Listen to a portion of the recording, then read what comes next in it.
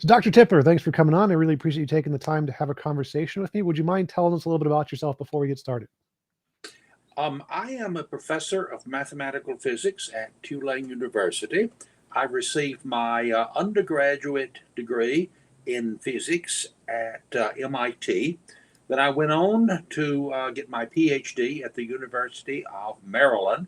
My PhD thesis was on the general subject of global general relativity. General relativity is Einstein's theory of gravity. Global means that you look at the universe on the largest possible scales. Rather than an isolated region, you look at all of time and all of space and look at properties which follow from that way of looking at general relativity.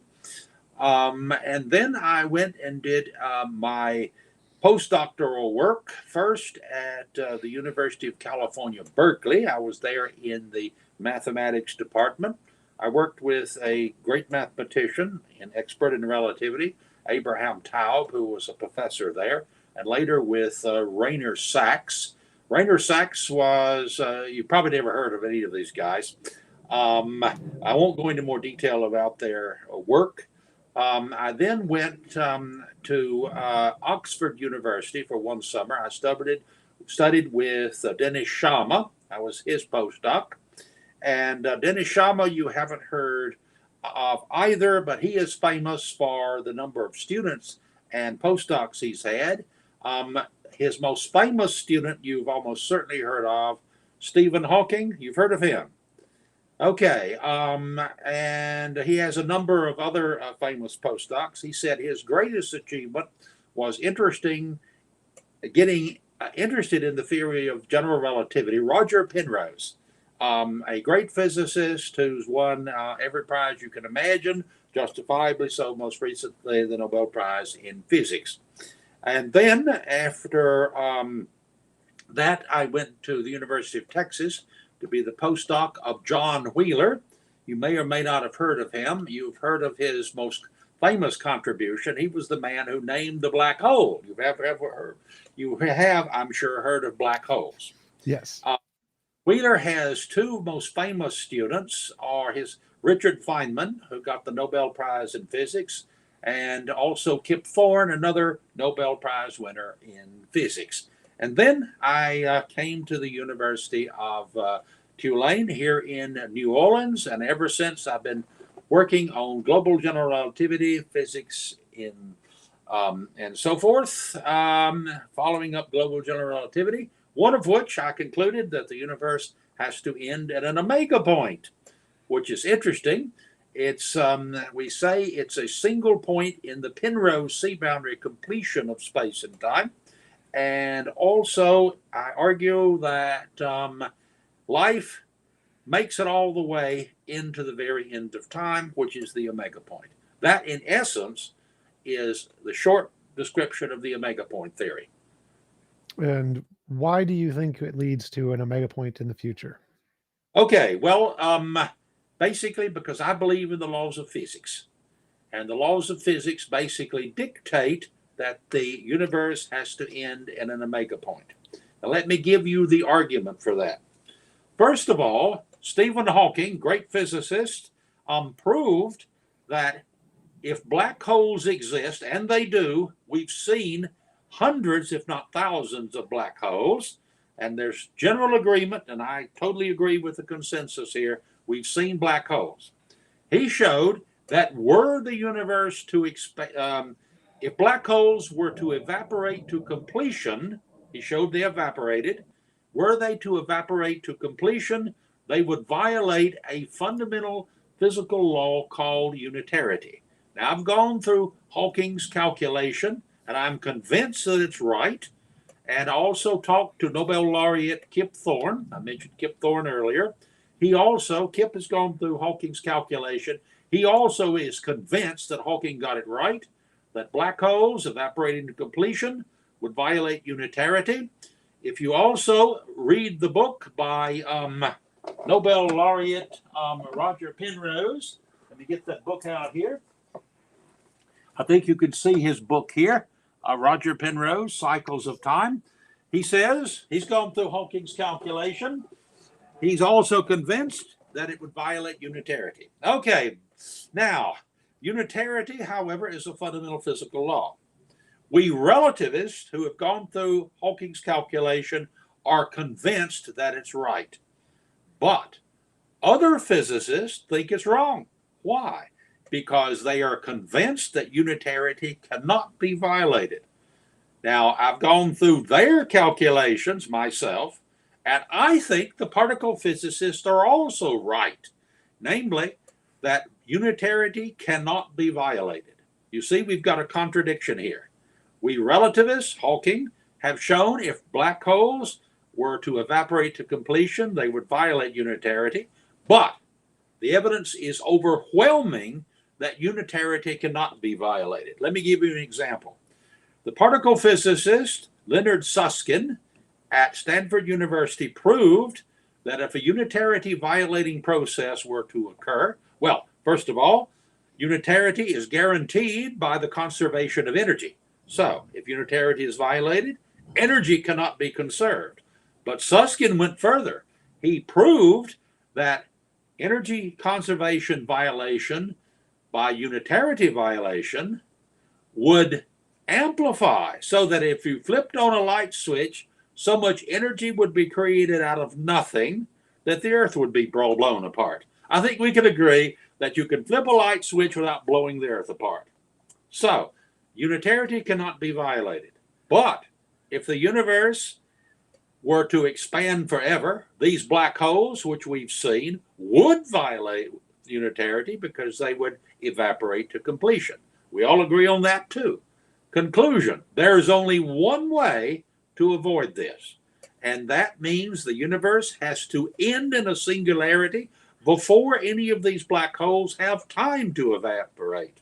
In that case, you have complete consistency in the laws of physics, which is unitarity and Hawking's calculation about black hole evaporation.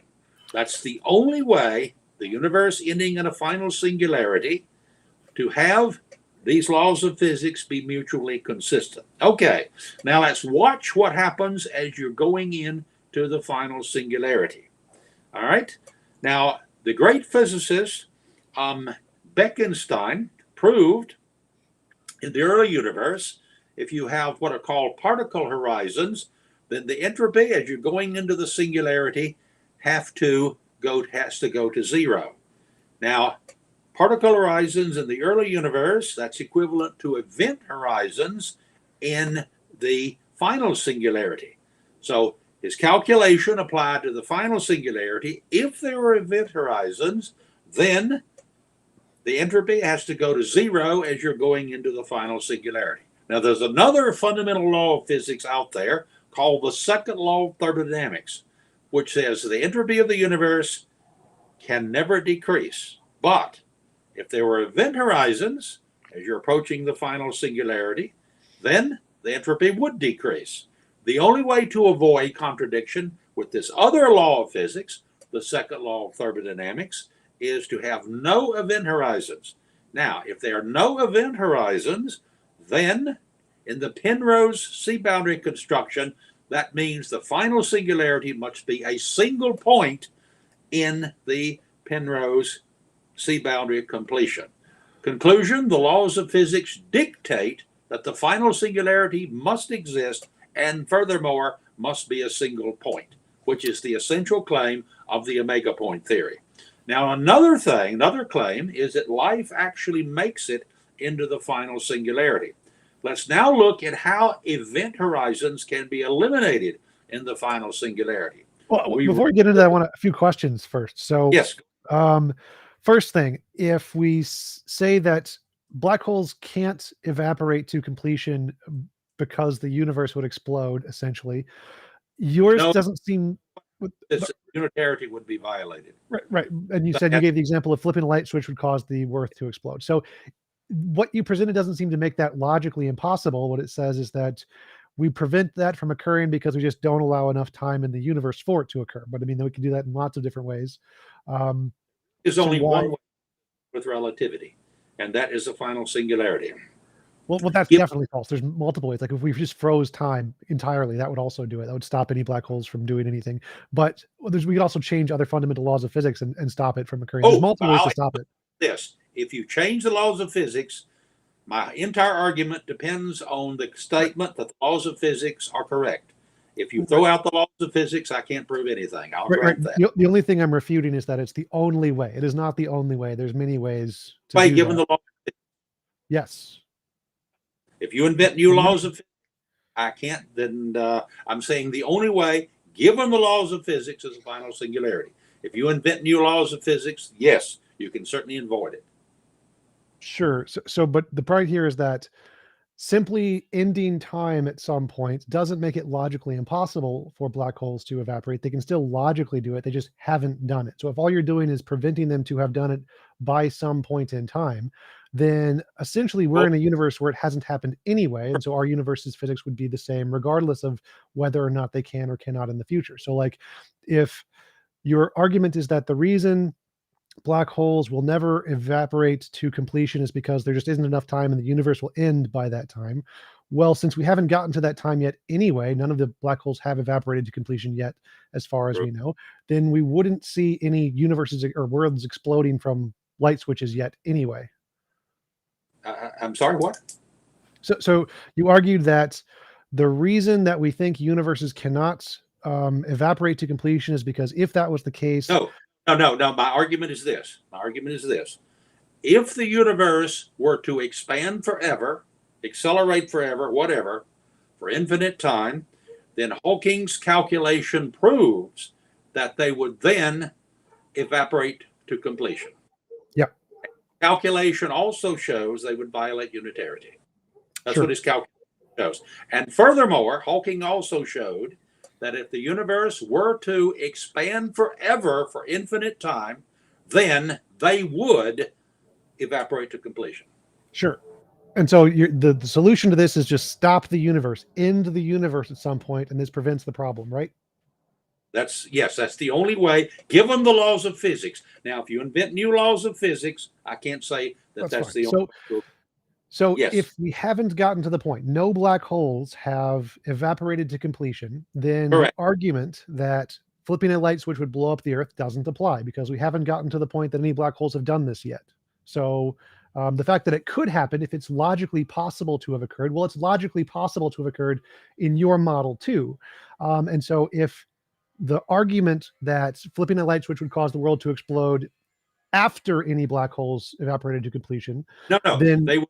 What I'm saying is any unitarity, this is Susskind's proof, any unitarity violating process that couples to electromagnetism would amplify so that the Earth would be blown apart. Now, that's his claim. Now, if you look through the laws of physics, there are huge numbers of other ways, if unitarity were to violate it, at any level, that you would expect these processes to occur in microphysics. So what his proof was designed to do is to show unitarity cannot be violated, period. And I agree with his proof. I think it's right.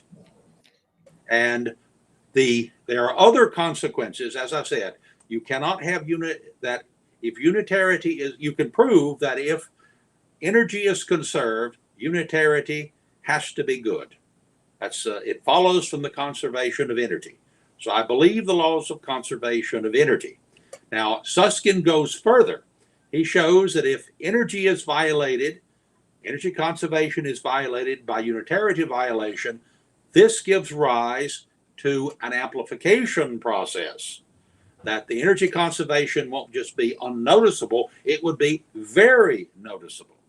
So the point is that if you have black holes, and we do, we've seen them, then were the universe to expand forever, Hawking showed under those circumstances that they would necessarily evaporate to completion.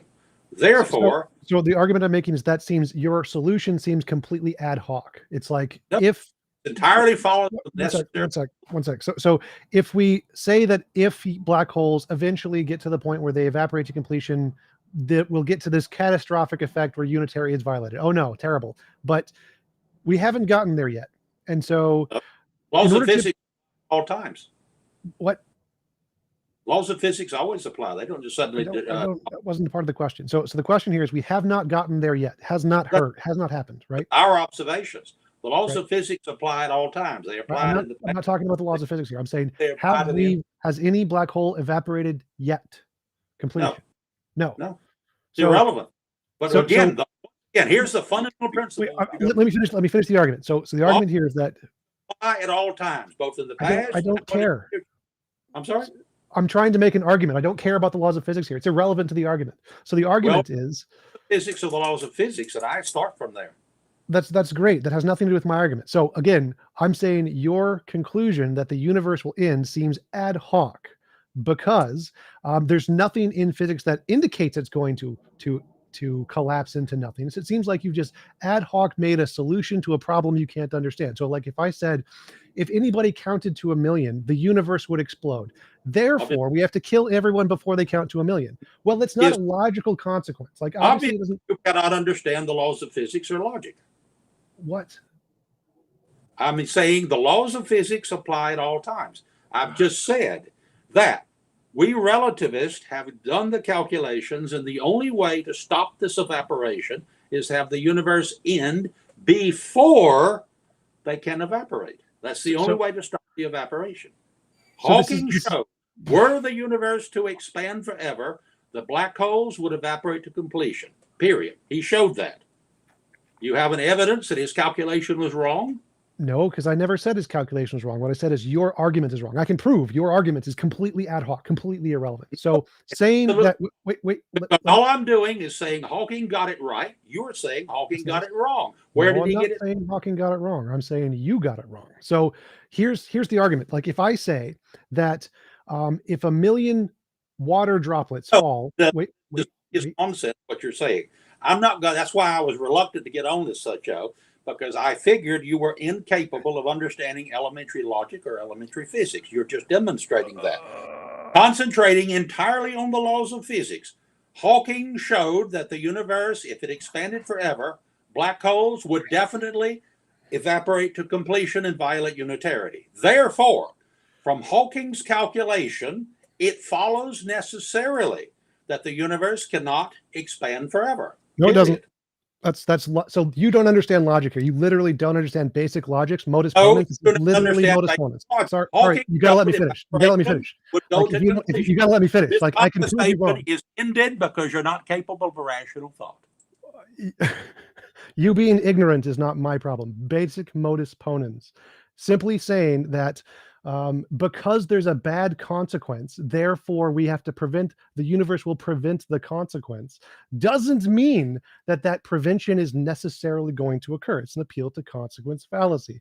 So for example, if you say like we have to prevent 100 someone counting to 1,000, therefore we must kill everyone who counts to 1,000, it's not logically necessary that we're going to kill everyone who counts to 1,000. It's very possible that we can get to 1,000 just fine in both possible worlds. So your argument is literally an appeal to consequence fallacy, where you say that because there is some consequence that we must prevent, any possible logical outcome that prevents that is going to necessarily occur. That is false. Appeal to consequence fallacy, basic logic. This guy's dumb as shit. All right. Yeah, he rage quit Clubhouse debates. He did indeed rage quit.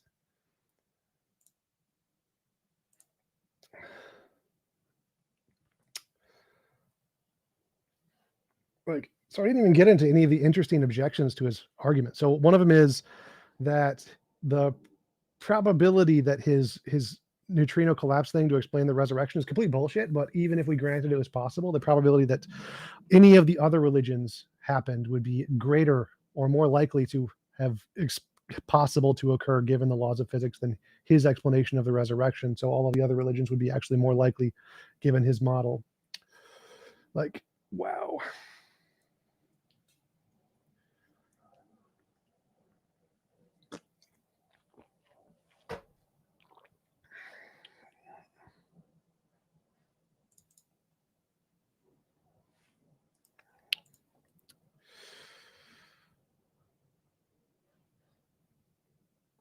He threw a hot ring at the screen. Biscuit. This isn't Biscuit. Brenda, this, I think one of the titles didn't change. Biscuit was my last conversation. This guy was Dr. Frank Tipler, physicist. So not Biscuit. Unless you're talking about the last debate.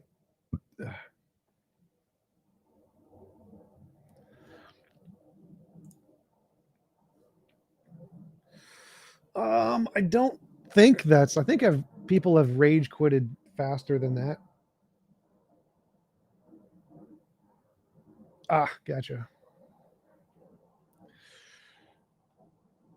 Is there any substance to his theory? Not really. He's essentially just using ad hoc reasoning to compile the laws of physics in such a way that he doesn't like the consequences of what would happen if a singularity were to, or a black hole were to evaporate to completion. Therefore, he says, in order to prevent this, the universe must be destroyed. So, like, if I said, I think Hitler is bad. Hitler is bad. Therefore, in order to prevent Hitler, the universe will just destroy itself before any Hitler gets created. Like, that's a really bad argument. That's a dumb argument, and that's essentially his argument. His argument is that here is some consequence of the laws of physics, which are wrong, because like Hawking has already recanted his theory of a singularity in a black hole and his conclusion that Hawking radiation will deplete a black hole and violates the conservation of energy or information, already both debunked. So his premise is already wrong there. But even if we grant it, the only reason he thinks the universe is going to collapse is because, well, it would prevent the bad thing. That's his only argument.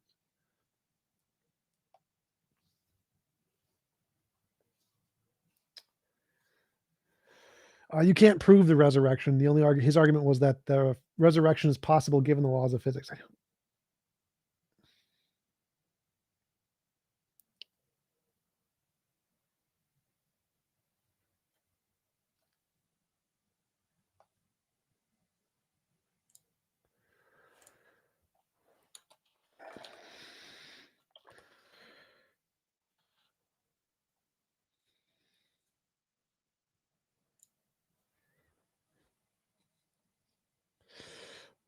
I'm sure. I think he knows Hawking has updated his views. He's just still using the old work.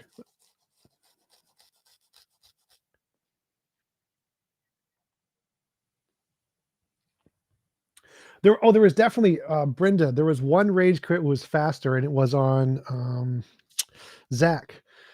Zach invited me to talk to a flat earther, and the flat earther, as soon as he saw me and recognized me, he's like, I don't want to talk to that guy. I didn't post it because it's literally like 5 seconds. It's like a 5-second debate. So there has been one rage quit that was faster. I just didn't post it. It'd be funny. I should probably post it.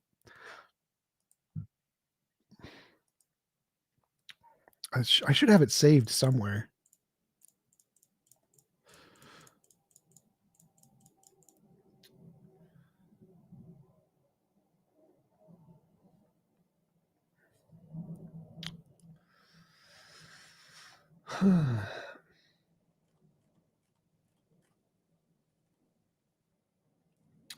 I'll see if I can find it. Let's see.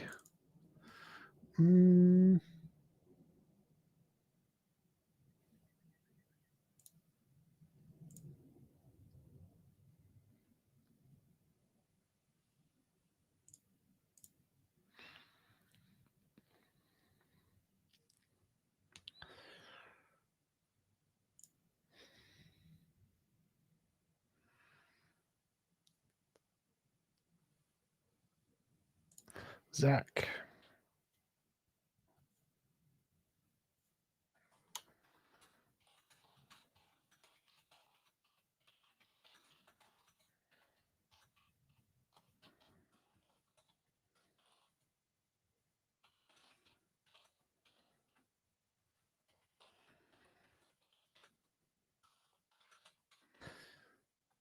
See, it should be on here somewhere. Not that one.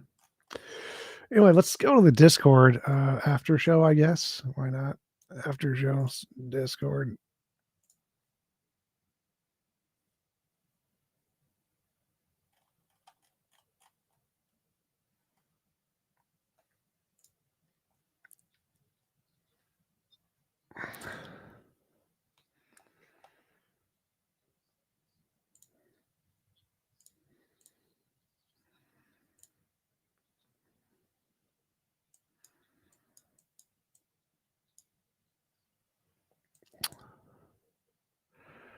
What's up?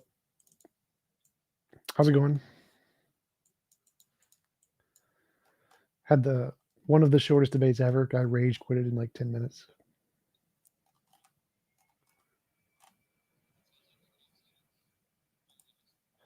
Yep.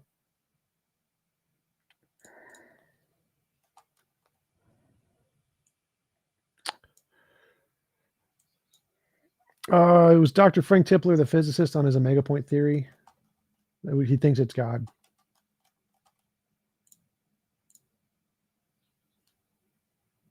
Yes, he's a real physicist. Oh, forgot. What? Go ahead. Theory, is that what you said? Omega point theory. So Omega. his theory is that God exists and God is a singularity, and the singularity exists before all time, during all time, and the universe is going to collapse into a singularity and after all time. So that's the Trinity. Okay, that's fucking stupid. So I can divide something that I've imagined into three things, therefore Trinity, therefore God. Is that the argument? Yep. And he the says number that. So three- Hawking's original paper that shows that black holes have a singularity and they will evaporate due to Hawking radiation leads to a violation of unitarity, which will cause the universe to explode. Therefore, to prevent this, the only way that it's possible to prevent this is if the universe collapses into another singularity, and that's his justification. That here is a bad consequence in physics. And in order to prevent this, well, the entire universe has to collapse and end to prevent this from happening. So we can't let black holes collapse, and so the whole universe is going to end, and that's what's going to stop it. I convinced myself of a thing I don't like. So even if those things are all true, like how does he connect that to God? Like I don't. Seems like a non Trinity. sequitur. Obviously, Yeah, Trinity. Okay, throughout history, the number 3 pops up everywhere. It's like a magical number for us humans for some dumb reason. Yeah, mysticism, right? Yeah, Yes, I never yes. got to the point where I got to ask him. Like I was trying to make he left after I was trying to make the very first argument, and he just left. It's like, okay. It was this almost you're not deferring to my expertise, sort of a rage quit. Probably. Didn't we have another physicist do that in the chats? In the VC? You mean LSF? Not to call people out on YouTube or anything. Did he define God? What he means by God? No, he didn't get that far again. So I made one argument and he didn't understand it, and then I tried to explain it, he kept interrupting, and then he just rage quitted. Okay, I have to see that later. He said, "You don't understand physics or logic." Rage quit. Dude, if he actually said rage quit on the way out the door, that would be hilarious. I would have given him points for that. Rage! Just click. Cat, what do you want, Cat?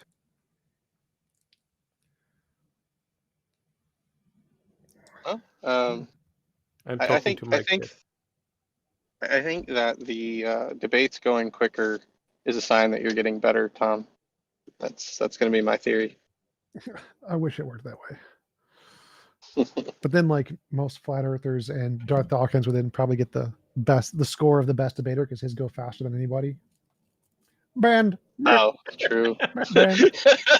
Just mute. Yeah.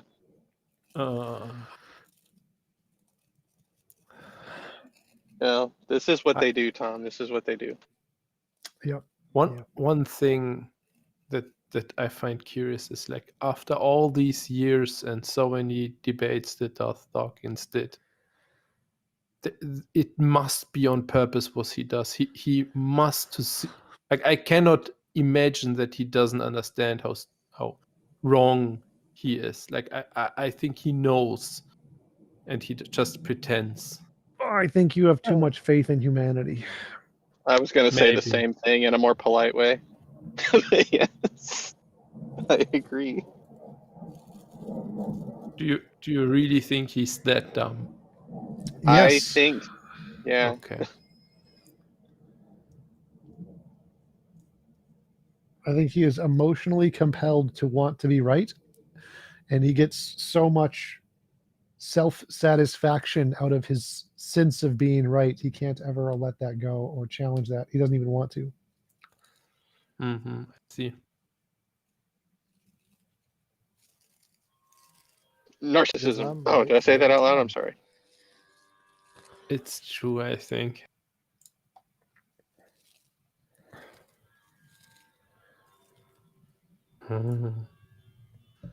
Cuddly cat.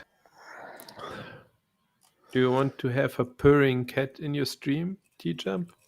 Sure. I'm thinking about jumping over to politics and PNR, see if I can do something to fill the time.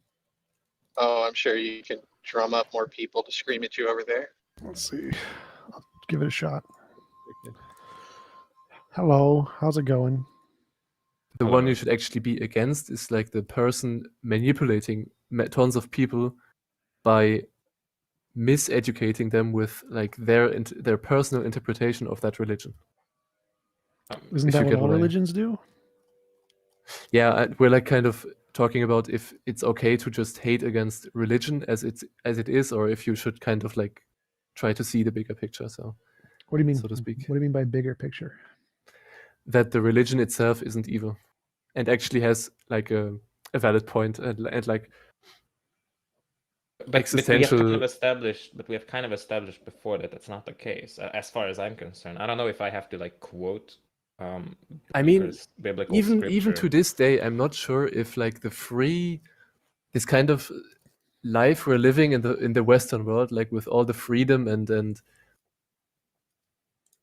like no religion and shit, it's kind of you lose purpose as a human being, and you see all those flat earthers and anti-vaxxers and people who are just, they have no religion, but they still wait. I have to do Scribble.io. They have like no purpose. They have no aim. They have no purpose. It's kind of, I have to. I think they're even overwhelmingly religious. Religion I'm not quite following there. So like flat earthers are mostly religious people, but I agree with your first point that like religion has value. It gives a lot of people purpose and value. That's absolutely sure. And so I don't think that religion itself is evil any more than any ideology is evil. It's just a thing that people believe, and that's perfectly fine. So I would agree that it's wrong to say just religion in and of itself is evil. I think that it's perfectly valuable to use religion to make yourself happy if that's the kind of ideology that you like. But I would disagree. Like both flat earthers are religious, and there are people who do have purpose without religion just fine. Okay, I guess like in Germany, you sound American. I mean, Christianity still has a much more important role over there, but in Germany, religion isn't really much of a thing anymore. Nobody like seriously like propagates for like Christianity. It's more like, yeah, I don't know, we don't know if it exists, and we're just kind of, and so this whole anti-vaxxer, flat earther, conspiracy theory movement is kind of, I know that they just criticize stuff for the sake of criticizing it without actually having their own. I don't know, man. Spice well, I think I'm from Germany too. Because of a lack of religion. I mean, yes. I personally feel like just democracy and science as we have it in our Western world doesn't fill in this whole ideology gap that's like left because religion isn't there anymore. So people are just kind of lost. I don't know, but just it's just my opinion. I can't like prove anything of that. So I think religion still plays a big role, but differently than in America. It's more subtle here. I think it still informs a lot of decision in people. Thank you for the super chat, Peter. Appreciate it. Isn't as radical as in America in general. Well. So the fact that people in Germany don't take religion seriously I agree. I think that many of the Western nations don't, but some people in the world do. If your argument is that religion does more harm than good, I mean, I could maybe today, I still don't think that'd be the case. In some places, it might be the case where the only religious people are zealots who believe ridiculous things, but most of the world aren't like that. And so I think overall, the religion still provides more benefit to people in aggregate than the cost that it caused by the radicals. So I think that religion does have a benefit to many people, and it's fine as an ideology as long as you don't become a radical, which is most people aren't. And so I wouldn't say that criticizing religion in and of itself is the problem. There's many religions like Buddhism that don't say they're anything about a god. It's just about feel good stuff, and that's even better. So I don't think there's anything wrong with religion as a concept. But I do agree Right. that secularism doesn't provide a sufficient replacement for the religious ideology and how it functions in society. And that's where I'm working on, based on my objective morality, and trying to build an atheist church to actually do that, to have that moral groundwork in addition to atheism. I actually don't agree with the notion that religion doesn't do more harm. Well, generally, but I'm talking about religion. I'm talking about Abrahamic religions, obviously. Could you say that again? I mean, you don't agree I that don't religion doesn't do not more harm? Yeah, that it does not do more but I harm. feel like we're think at the it point does. again where you're gonna say it does harm, and I say, yeah, it just does harm because it's a very powerful tool to like mobilize the masses, right? Oh, Well, yeah. So why do you think it does more harm than good? Wait, you asking me? Because I kind of Yeah. left for a second because I misclicked. Yeah. Why do you think it does more harm than good? Yeah, I think it does because it restricts people. So I, for instance, value people's freedom of expression, people's freedom of expressing their sexuality and identity and all this kind of jazz. And I think most religions, well, Abrahamic religions definitely do restrict people in that manner. Sure, but does it give people a sense of, like, it gives millions, billions of people a sense of community, gives them places where they can go to find friendships, relationships, it gives them a sense of comfort. Like, and I mean, look at Well, yeah, but Christianity, for example. the It thing developed. is that anything can replace that. well, no, Everything can replace that. well, no. So people are different. Not everyone's the same. So it can replace it for some people, not for others. And so the fact that some people get relief from those kinds of things, and doesn't mean that you should quick-handedly say that this could be replaced with a lot of other things for anybody. That's not true. Many people are not going to be able to replace the sense of value they get from religion. And so I don't think it's fair to say that because some people could replace it, therefore religion does more harm than good, because it's still doing more good for more people than it does harm. What not what true. do you think is the sense of value that is unique, that religion provides uniquely to people? It's not about it being unique. It's about it's specific to certain people. Different people have different interests. Like, I like. Well, it has to be unique then if it's doesn't. irreplaceable for them, right? No. Like, high function autism is people have special interests. They have one thing that they care about more than anything in the world, and it's very weird things: trains, ants, light. They get Sure, obsessed with this there is one thing. something So unique there's nothing those unique things. about those things. The sense of value they get is the same as everybody else for everything else. They just can't change it because of the way their brain works. They just get it from this one thing. So the value that they get is the same as all the human beings, but they only get it from one thing. That's the part that is important here, because many people can only get value from religion because of how their brains work, how their culture works, how Yeah, their. but you can usually point to a specific attribute that those things have that that person is interested in. So, like, if you're talking about trains, I guess you're. Right? I disagree, because you're making it like things like magical thinking and like a lack of education into a trait that people should have. You know, people find religion useful usually because of those two reasons: magical thinking and the lack of education. And those No. are traits. Yeah, I mean, No, like, there's many people very. with a There's very many. There's a lot of very intelligent religious people who get value from it. Newton was one of them. Intelligence is horsepower, but I'm talking about the framework to think properly. That's different from intelligence, right? There are a lot of intelligent people who don't know what the fuck they're talking about, but if you download a right framework in terms of how to think properly, what are logical fallacies, for example, what is magical thinking? The need for religion disappears in those people. No, It's almost it's like emotional. It has nothing to do with logic. Logic doesn't change that at all. You can know logically that something is wrong and still desire it. That's what addiction is. So no, the fact that you know it's fallacious doesn't mean you're going to lose the emotional connection. that is true. You are comparing correctly religion to like a harmful opiate addiction. I think you're right. Well, I no, agree with because you. it applies again to anything. The fact that I value video games, it's possible I could go through a bunch of neuroplastic transformations to value other things. I just don't right now because all of my associations in my brain are to video games. I get a dopamine response from video games that I literally don't get from picking up bricks. And so I like video games. So should you take away video games so I can replace it with bricks? No.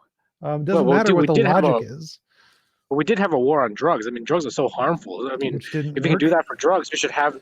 Well, we still fought the fight, right? I mean, religion's going to be a very difficult thing to defeat, but it's been with us for the time being and harming us for millennia.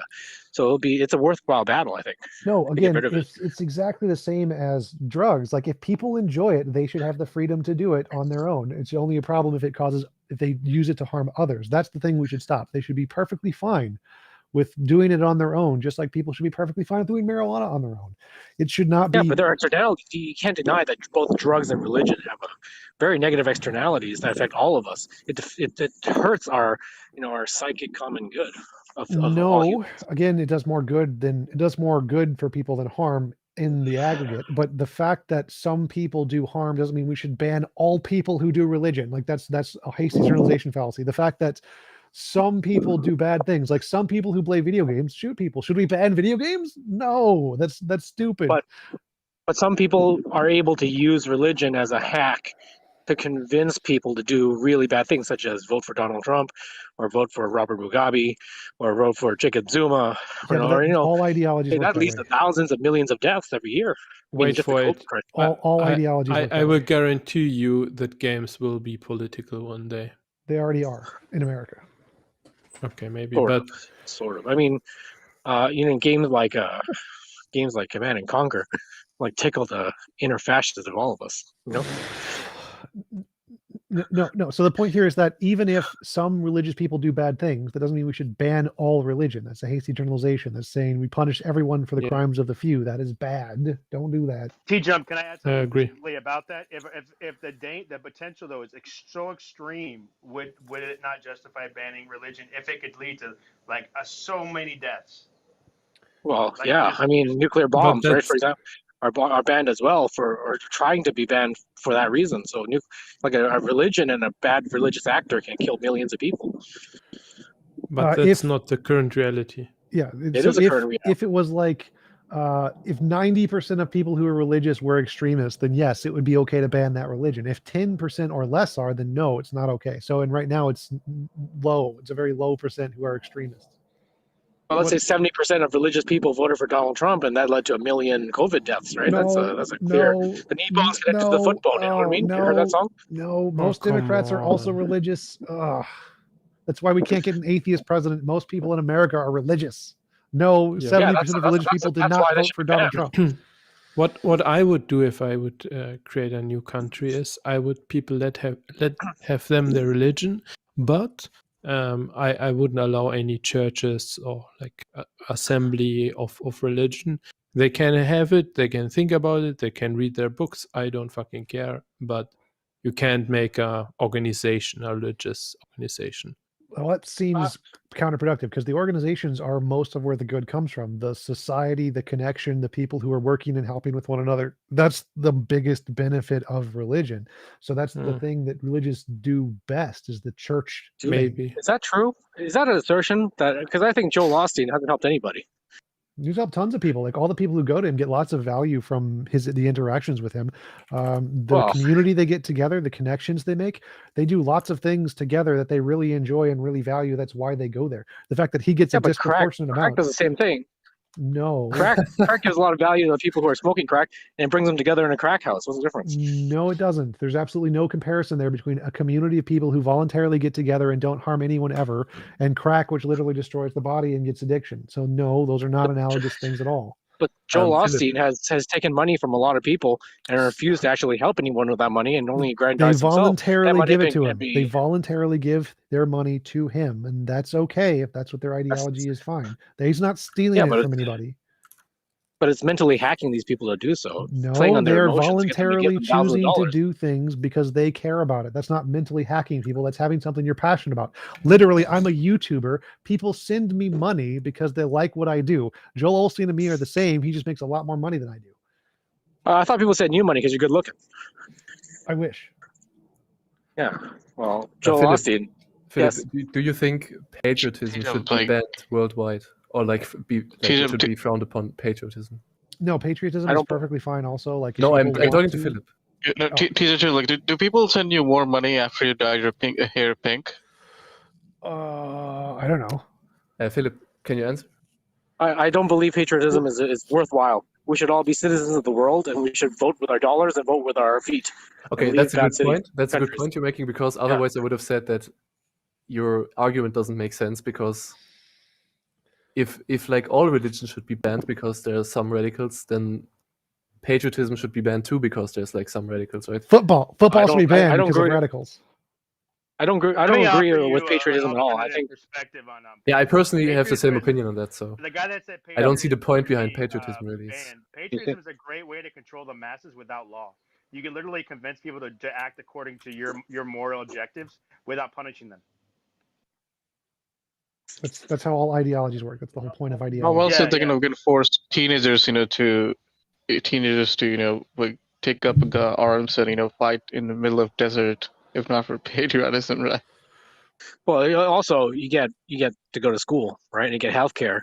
So you get sent over there to kill people so you can survive back in your home country. That's why you guys do it. Yeah, because they're paid. not They get- patriotism. They get No, paid. but you could say anything is patriotism. I could say that only eating bananas is patriotism for some weird reason, and I can get you to only eat bananas. It's like you could make anything to be labeled patriotism if you want. It is right and good to eat my banana. That's what you're going to say to these people. If you could convince people that was patriotic, you could convince them to do it. But Yeah, that's what I'm saying. Yes, I'm saying. Yeah, but religion's pretty harmful. I don't agree with it. I think it needs to be like regulated, and I think they should be taxed heavily. If you're going to tax cannabis sales, why don't you tax the church? churches, yes, we should definitely tax churches. Yeah, I don't think I can go up on stage and say a bunch of bullshit, but if people pay me, I still got to pay my taxes. How come they don't? Why haven't you made a church yet? Yeah, because you Well, haven't because signed up for 501c3 status. Because That's they're why. not good looking enough. That's why. I don't have a single son that died from this. Everyone else. I'm trying to turn my house into a worship center, so I don't have to pay taxes. So you will become the next Jonestown?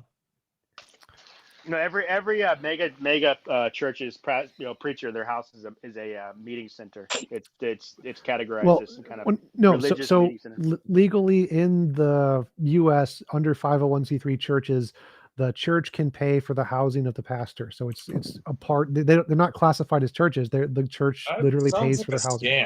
Scam. That's some bullshit right there. And that's a loophole right there. Like, and they don't file money taxes. to support the church. Churches don't have to file money's anything. going to buy for the priest for a Ferrari or a private helicopter. Like TJump needs to start your own church. You're a YouTuber already. You're only one step away.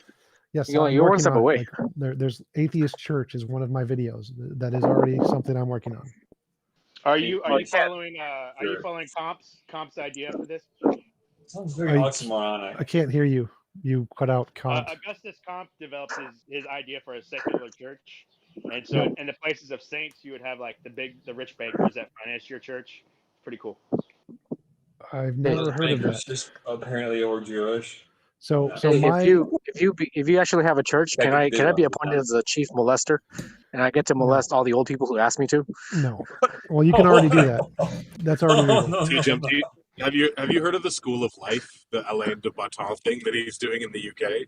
Yes, the Sunday Assembly. Is that similar to what you're kind of? This is Augustus Comp. Sort of. Augustus Comp right there. So my idea for an atheist church is that we're going to do, like, we're going to buy an apartment building and make it the rent as affordable as possible for people in our church. So the goal here is not like just a church. We're going to try to actually replace capitalist businesses with something better, like making affordable apartments, and then use the income from the apartments to fund a church, and then in the churches do things like TED Talks and debates and YouTube channels and that kind of stuff, call-in shows. Hey, if you release ownership of the buildings through an NFT, then you would have completed the bullshit trifecta. What? NFTs. But if you're don't gonna work. have like a talk groups, right? Are you just gonna? Is it gonna be like a philosophy talk session, or like if it's an like atheist like religion, right? What are Well, you it's gonna going to talk be about? open for anybody who wants to host one of the things. But yeah, we're going to do TED Talks and debates and interfaith conversations with Christians. We're going to partner with Christian churches and have them come in and talk with them and do interesting things, dances or whatever. This is like Plays. it sounds Invite like your wife. The uh, Christians are coming. it sounds like an Epicurean thing. Because atheist church, I'm like agnostic church, I would get actually, but atheist like means you deny the existence of God, right? But as a No. church, Most people use atheist to just simply mean there's no evidence of a God, but that part doesn't yeah, matter. that's agnostic. That's agnostic. No, Atheist. that's atheist. That's atheism. Yeah, I'm an atheist. Yeah, I'm an It atheist. Like you. depends on which definition you use. Right, and most atheists use that Okay, definition that it's a yes. lack of evidence, but that doesn't I matter. find an agnostic is just a guy who's just simply fed up with the discussion. Fuck it, I'm agnostic.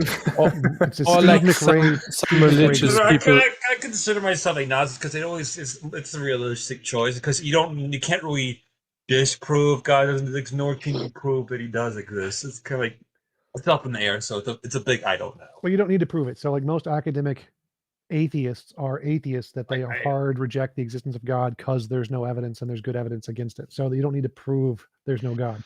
Saying there is. I like the idea there's something out there that created us, but at the same time, I'm not sure. I like to think it's like a big empty void. What you're doing is that Just you're quick, maturing. some You know, religious you're learning people, some religious people would call it lacktheism. Yes. Those bitches. just Those Would it, If scatty there is bitches. something out there, I would like to ask that something how it was created. That's going to be a mind boggle. would it be defensible to say you're an omnist and your exact worldview can only be approximated just like you would approximate the location of an electron in the covalent shell? No. I have no idea what you're talking about. I don't even know what that means. Basically, I'm an omnist and I believe in all the worldviews. But if you were trying to hammer me down like which specific one, I wouldn't let you pinpoint exactly which one I believe. So it kind of be just like a mind fuck because that would just wait. Is this your worldview or? I'm working on this as this is like a big clubhouse LARP I'm trying to work on. All right. Well, there's that guy who's on the other channel who always talks about the Silmarillion as a religion. He spins a pretty good yarn, don't you think? Wait, what's his name? This guy you're talking about. There's a guy who always goes to heretics in the morning, and he harsh promotes the Silmarillion. He's not pronounced. Is it like Mr. Batman? No, he's not Mr. Batman. He's not Mr. Batman. He's a young I guy. believe he goes by Rich Evans. Oh yeah, that's right, Rich Evans. That's him. That guy's pretty funny. I like that. TJump, like, what is your opinion on Buddhism? And what? What was the question? I said, what is your opinion on Buddhism? Buddhism is one of the best religions, and I like the Dalai Lama's position that if science and Buddhism contradict, science wins and science is right. It's a good methodology to take. It's not quite as good as Jainism. Jainism is slightly better, but it's one of the least bad religions. Isn't Janus like super pacifism? Like, but precautions. Yes. You're not even hurt bacteria. But you can't That's like all the eat good meat, things and of a religion. the problem with Jainism is like they have really worse restrictions in food. You can't eat onions, you can't eat garlic, you can't eat many of the spices.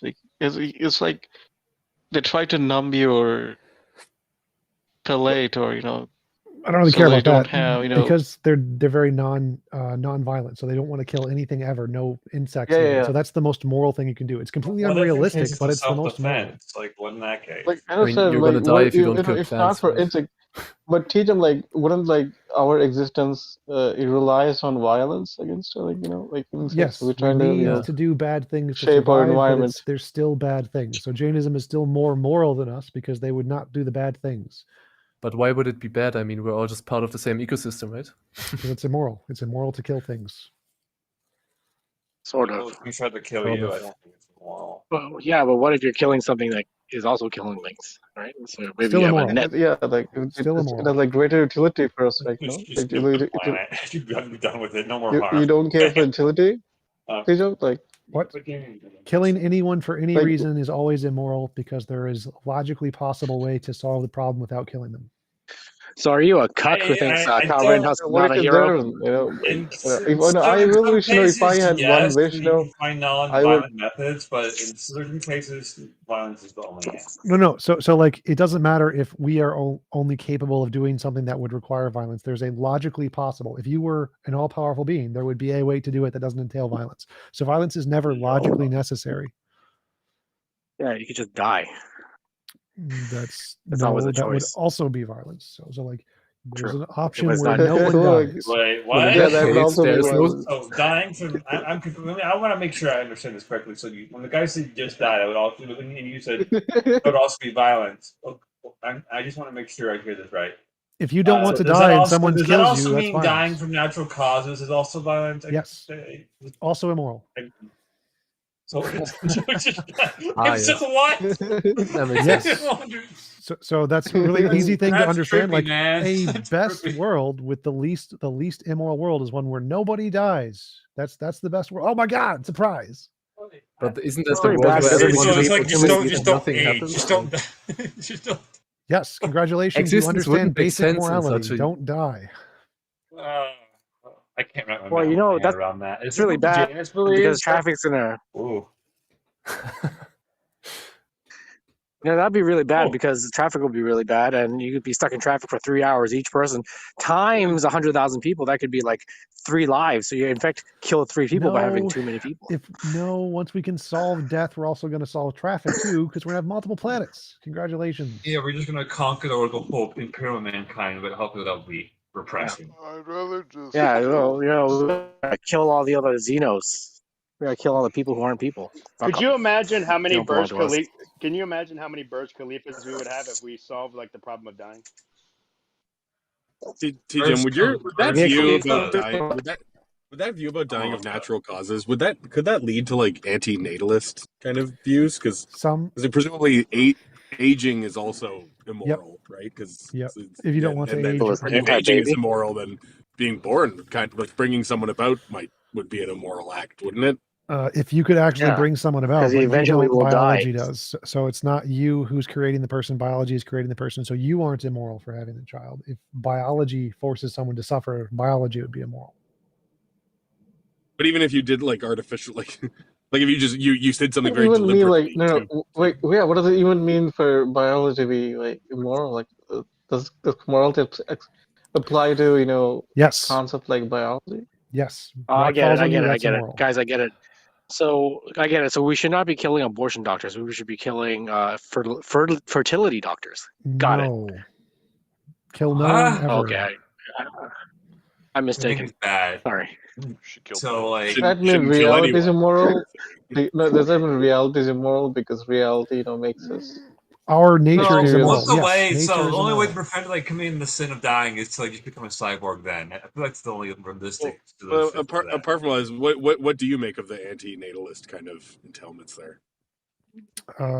Which ones? Just that idea that like if dying is immoral, and if age or just of natural causes, and so aging of natural causes is immoral, and so intentionally engaging in acts that are going to create life that would entail someone's will be suffering imposed upon by the process of age. If aging is immoral, then creating a life where that person ages would also be immoral. So immorality So is kill the anything that you don't kill want. fertility So doctors, like, that's fine. stop. So immorality is any involuntary imposition of will. So if a person doesn't want to age and they're forced to age, yes, that would be immoral. You didn't do that. Nature did. So the problem isn't you having the kids. The problem is nature causing the aging. So our goal is to stop nature from causing that problem, which is solve aging. So the fact that nature does bad things means nature is immoral and we need to solve nature. It doesn't mean you're immoral because you brought someone into nature. Fuck Haven't nature, driving SUV. you participated in like creating a will that like there was no will until you decided to have a baby? Yes, and and then if you did all so the if things there was no will, it can't will to not come into existence, and so it's not immoral to create a will. So it's like upon the creation of that life, nature is the immoral actor by making it degrade, from the get-go. But you're not immoral for bringing Right. new wills into So the right. So world. immorality is any involuntary imposition on will. So if there's no will and you create a will, that's not an involuntary imposition because there was no will. And then if things happen to the will that it doesn't want, those are the involuntary impositions. So creating a will isn't immoral. It's what happens afterwards that can be immoral. So actually, suicide is not immoral. No, suicide is if you want to do it, it's moral. It's moral to help Yeah. someone. So assisted suicide is moral, yes. So it's moral to push a guy off a bridge because he wants to jump. If he is in a right state of mind, yes. If he is not in any way psychologically damaged and he genuinely wants to be pushed off a hill, then yes. This is twisted, man. It's basic logic. Google assisted suicide. It's actually a thing. And jumping off of a And hill no, but is actually in that probably one of the more example fun I ways. brought, it's like that's why I thought it's like all the in that extreme case, like Yeah, but what if he says I want you to kill him, but then in that last moment as you push him, he says, "Oh no," and then you push him anyway. You fucking fucked up and you killed him. Then he's probably not mentally healthy and you shouldn't have listened to him in the first place. Ah, that's right. See, there's a slippery slope, my friend. No, there's no slippery slope there. If someone's not mentally healthy and Talking can't about the consent, slope that the guy fell off of. I'm talking about What? the slope the guy fell off of. Okay, that's what I said. it's not slippery. Okay, then it's not a slope. When in my scenario was, I just didn't disclose it at the beginning of the conversation. Sorry. I like this conversation. Yeah, I don't want to talk about epistemology. All you guys talk about epistemology, oncology. I was like, what the fuck does cancer have to do with this? I don't understand your words. TJump, So imagine, like, I have an example. Imagine if like Hitler wouldn't have killed himself, and like the US would have captured him, and they wouldn't have killed him. They would have put him in like some institution that would have helped him, but they would have forced him to go in there and to like change his mind, like through, I don't know. Yes, prison is becoming also mentally immoral. Would that have been immoral? They That would forced have been to, immoral. like, Yes. I believe that's like that's a fate's worse than death. Honestly, it's what he deserves. Honestly, I like don't he know. has to think all back. He has to model all his failures and his actions. Wait. What institution is he put into? The head of the CIA? No, the Yeah, the- Outlast one. Okay, I thought No, they would that was have a- taken him and like all the other German people put them. He was in the head making a of, joke. He was certain making a institutions. CIA joke. Yeah, it was. Did somebody Yeah, else you had a got me, question? TJump. Somebody else said was going to Yeah, ask me a TJump, question. I was speaking with Godless Girl yesterday. And she said she was a moral non-cognitive. This doesn't make sense to me though, because if let's say if you were put on an island and you were with a group of other people, how would you sustain yourself without injecting morality? What? So a moral non-cognitive says that the concept of objective morality doesn't make any sense. Like morality, the sentences don't cohere to anything. You can still say there's some subjective value system that you want. It just wouldn't be objective morality. No, but there wouldn't if you were to boil Isn't it, down, isn't it aren't there further than some that though? objective moral? Sorry, isn't moral non-cognitivism the idea that moral beliefs are not like truth apt, and so that it's kind of like saying like boo murder or like Yes, yay, which is so charity. boo murder is coherent. We can understand what boo murder means, but the truth value is the incoherence. They don't have a truth value. It's incoherent to think they have a truth value, but you can still understand that people like or have values. That part, non-cognitives aren't saying that they can't understand that people have values and they label that with morality. They perfectly understand that fine. It's the fact that do they have an objective truth value? What would it mean for them to have an objective truth value? That part is the part that's uncognizable. But I don't think there is an objective truth value. Well, so you can say it doesn't have an objective truth value. That's fine, but that's slightly separate than saying I can't even understand what it would mean to have an objective truth value. So there's two different claims there. One is like the fact that it just doesn't, or one is it's incoherent. Non-cognitivism says it's just incoherent. I'm a little sad because my English isn't advanced enough. I couldn't follow you on the, but it's okay. I'm gonna cry. Don't later. worry, I'm a native English speaker. I still couldn't follow Which part? what he's Which talking part about. couldn't you follow? All of it, because Nah, we used words that were a lot of syllables I don't know. So like, You know what? I took political science in university. I didn't take philosophy, so all these words are Greek to me. Yeah, couldn't I say it is morally objective? It is objectively morally good to consume calories. you could say that, but I would not think it's correct. But Depends on what kind of calories. What? Like what would be the because you otherwise you die out of the you're So something isn't moral just because you would die if you don't do it. There's lots of things you could do that if you didn't do, you die. That doesn't mean it's moral. And if all those calories were from carbs, you'd get fat. Fuck. Is it moral to like kill plants? Plants have no consciousness as far as I'm aware, so it is not immoral to kill plants because it is not an involuntary like- imposition on will.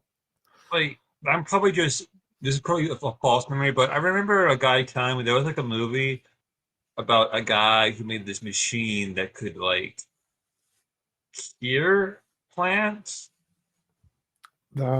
Here? There was a scientific studies done with the lie detector tests And, on like- plants. And like the movie, just the guy went insane because he could hear like when the grass being cut, it's like screaming in pain as the blade Whoa. cuts through it. I don't know if this is true. It's No, it's not true. Plants don't scream. probably still. I mean, It was just from a how would movie, the plants I'm trying to scream? recall. It was just based on like it probably didn't need anything, but it was like, what if plants could feel? Like, what would that? Yeah, what if Scientists air? What if use- rocks could Scientists feel? discover vocal cords on grass. Yeah, New breakthrough.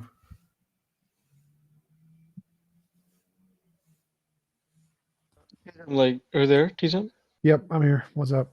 Do you think addiction is immoral? Like people using ramp That's a good point. we- actually. people- like self-destructive behavior. If they want Yeah. to be addicted, then no. If they don't want to be addicted, then yes.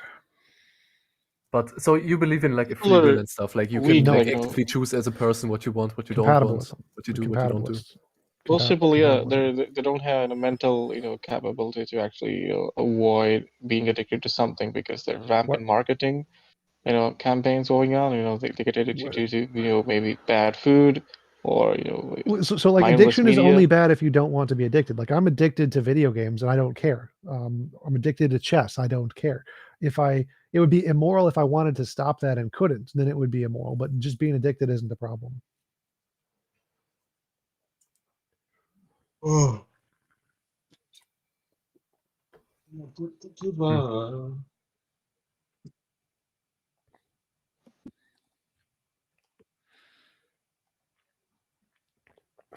Actually, I wanted to make a point to like the discussion we had before about like the value of religion, right? If Okay. you like had the power right now to like just remove religion from humanity, right?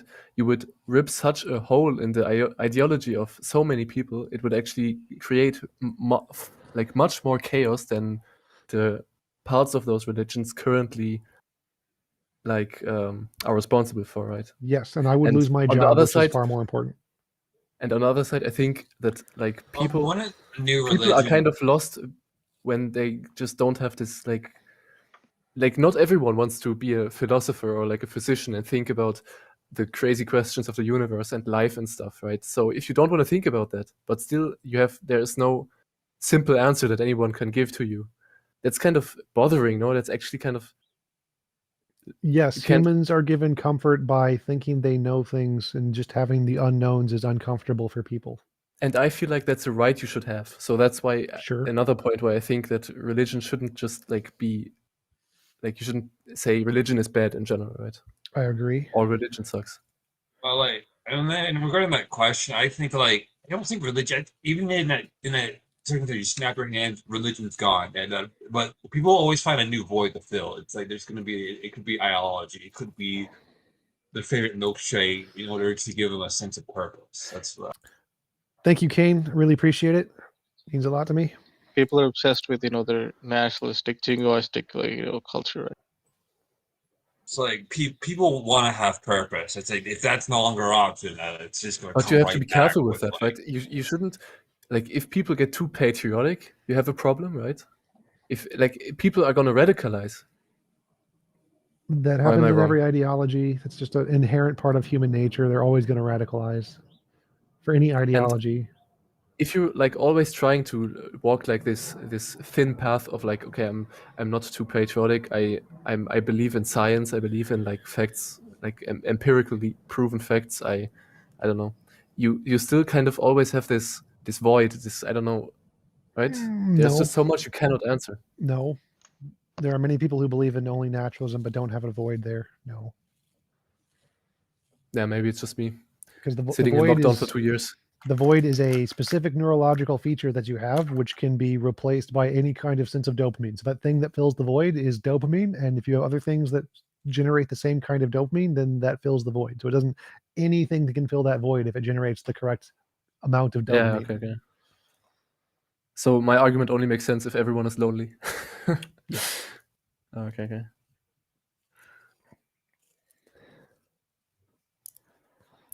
Lonely, but I'm happy, so I'm quite content with my life.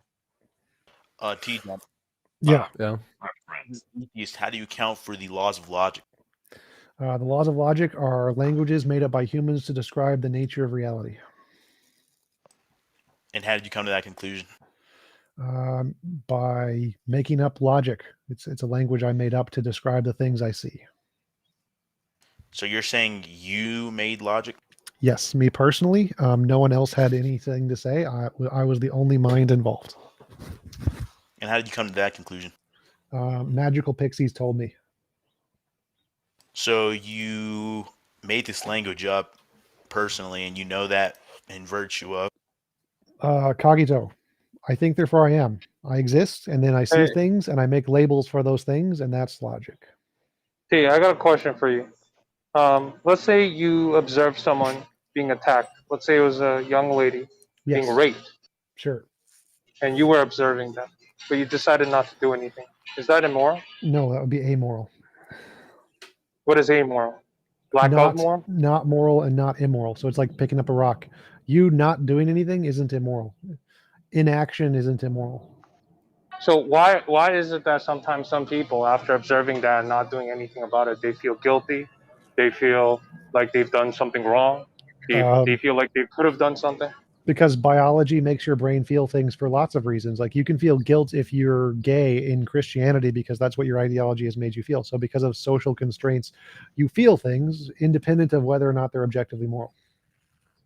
So it's amoral just to watch someone getting attacked. Yes, like you're not morally obligated to stop. Guilty, after they masturbate, right?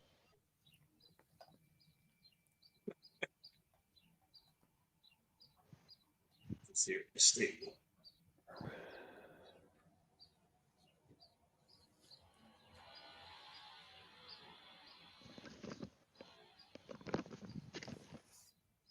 I got another. What is your opinion on omnism? Omnism, like the one that all religions are true. Yeah. I think that's dumb because many of them are contradictory. And why do you believe contradictory statements not to be reality? Because they literally can't describe reality. That's the whole point. How do you know But that? one of them can at some point, right? Like if you were to use like a selective omnism, like if I were to select some omnism that's more accurate, some religion that's more accurate than another.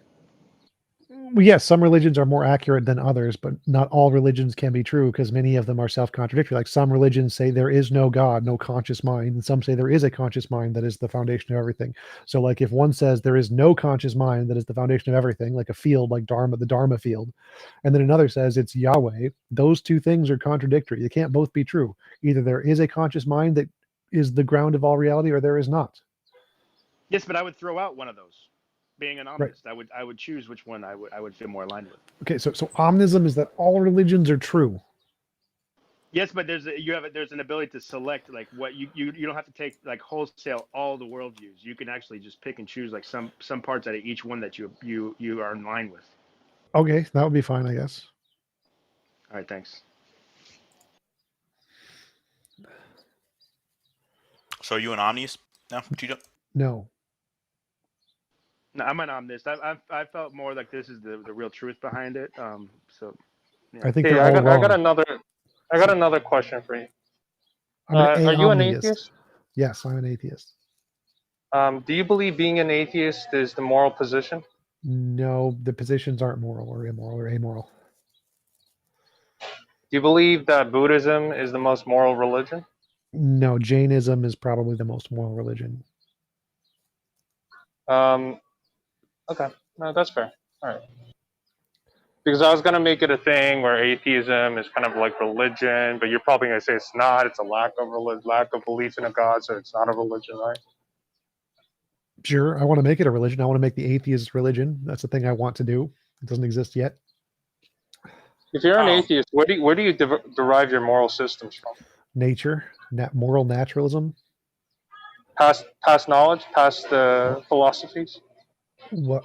I don't know what like that reading means. Aristotle. No, moral naturalism. Stanford. I mean, on top of that, with the natural. I don't know what that means. So Google moral naturalism. I'm kind of I'll Google it later. Okay. I'm on my do phone it. right now. So Stanford Encyclopedia of Philosophy, moral naturalism. It explains a natural ground of objective morality. It doesn't have anything to do with Aristotle. Could you? Yeah, I'm sorry. I just implied what moral naturalism was. I didn't know what it was. Also But called ethical naturalism. Ethics and morals are synonymous in philosophy. Those two words are interchangeable in all contexts. Could you? So did you self what?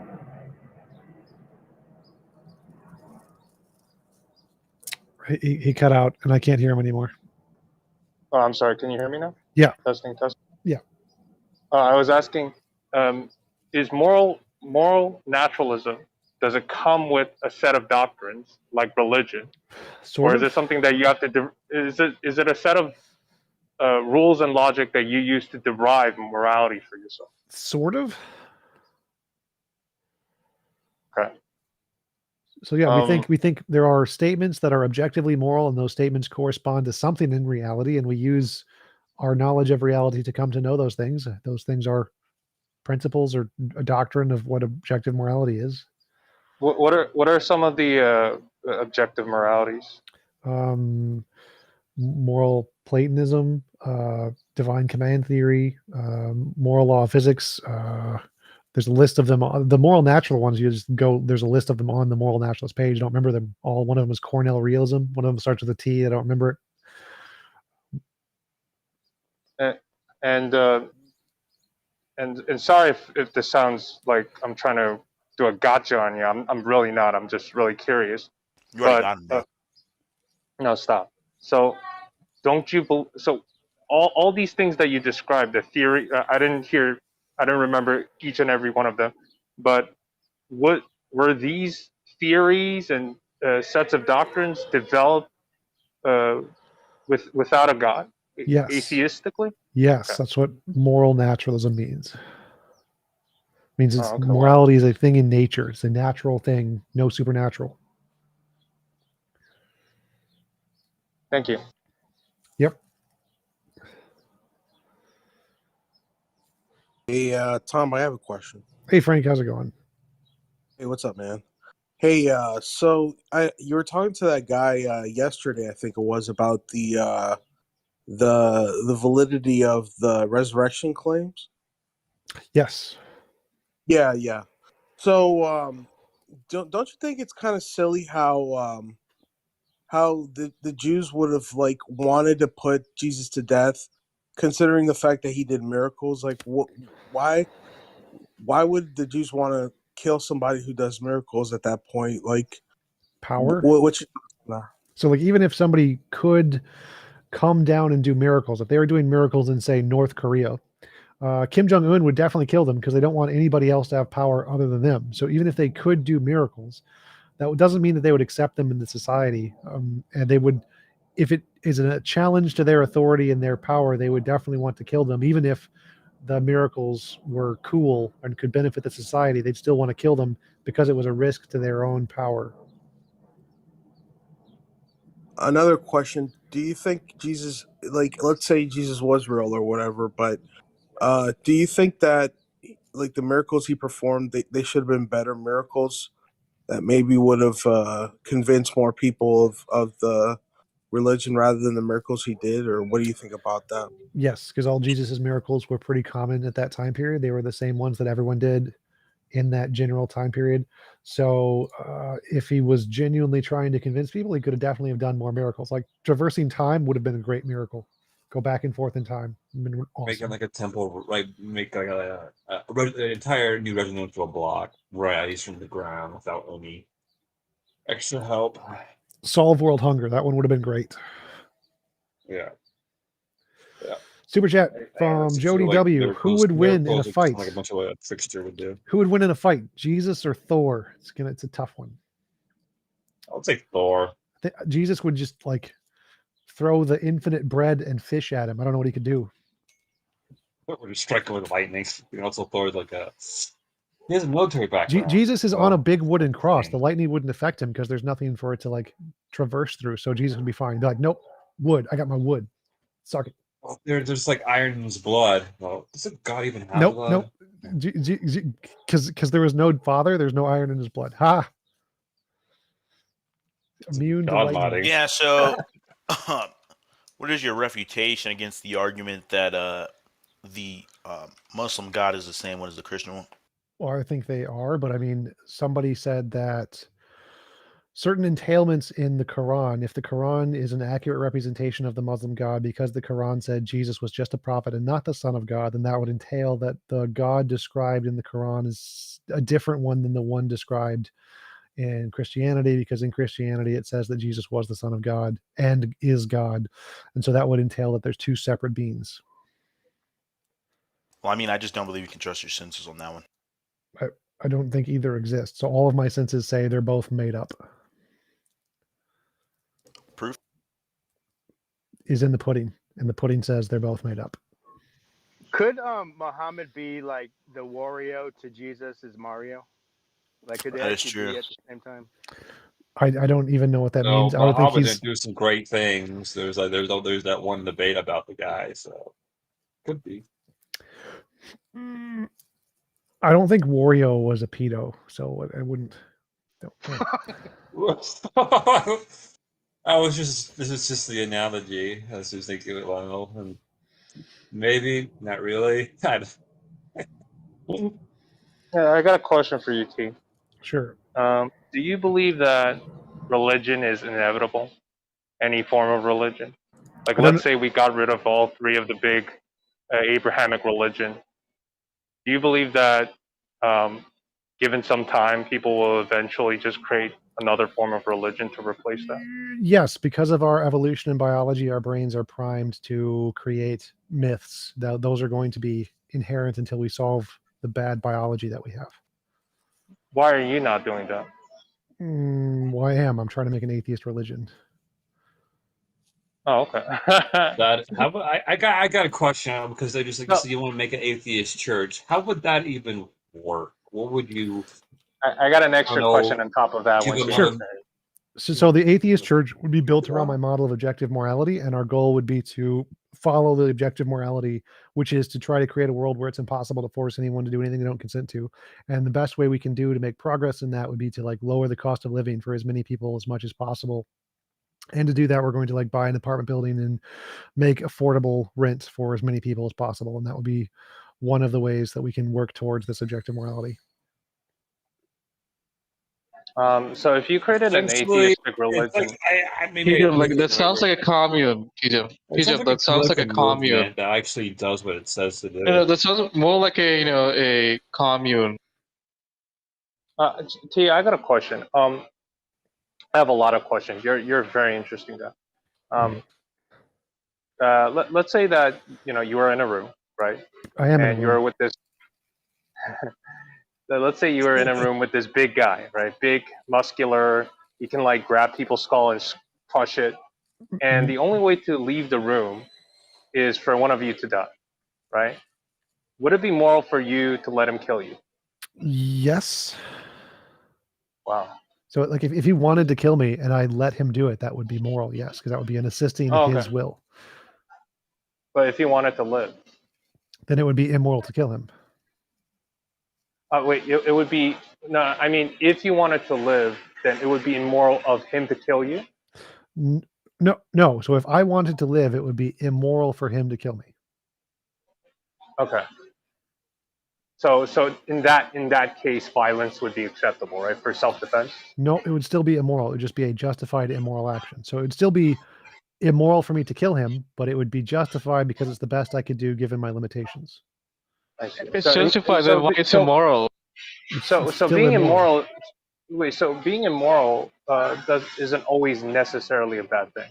in the most extreme cases. It's always a bad thing. So I'm still killing him. That is still an immoral action. It is always going to be an immoral action. It's always a bad thing.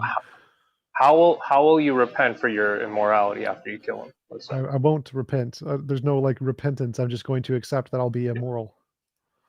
You're just going to be like, I was bad dude. Sorry. Yes, I did an immoral. I did an immoral, and I need to live. I do lots of those. So I'm not a vegan. I kill and eat animals all the time. That's all. Those are immoral actions. I grant those are immoral, and I just admit that I am an immoral person. Okay. Sounds like original sin. Is that not a contradiction? No. Original sin means you did sins before you could do anything. That's why it's original. This isn't original. Like you're literally doing an action that is immoral. Okay, yeah, but yeah, never mind. Lost my train of thought. Aren't you contradicting yourself? No, how would I be contradicting myself? Because you're saying that something is immoral, but then you continue to perform that action. Yes, I can think something is moral and not do it. Like whether you do something isn't hypocrisy. Like I can know what is moral and not do that thing, and that's perfectly fine. It would only be hypocritical if I said we should all be moral and then I did immoral things, but I didn't say that. So it's not hypocritical. Knowing the answer doesn't necessarily mean you have to do the answer. Like I know what it takes to get in shape, exercise, but I'm not going to do it because I'm too lazy. So I know what morality is, but I don't care. So I'm just immoral. Do you believe? I know you described that from your perspective, violence is immoral, and I think you'll. If it's non-consensual, like boxing isn't immoral. Right. Yeah, but how can you like? I'm assuming. I'm assuming you want to like advocate for certain moral beliefs or positions that I think are correct. Yes. So how can you like do something like that if you're saying that you're not obligated to follow something that's moral? Like how can you tell if you yourself are not following what you think is morally correct? How can you like ask others to do the same thing? Well, I'm not asking anybody to follow it. I think it's true. So I think it is true that certain facts are moral, and that is independent of whether or not anybody follows them. So whether or not they follow them, I don't care. I just think these are the objectively true facts. So it's like if I say it is objectively the case that the moon is 255,000 miles away, that's true regardless of whether or not I care or act as if it is. It makes no difference. I think the point that T is trying to make is that he already has a very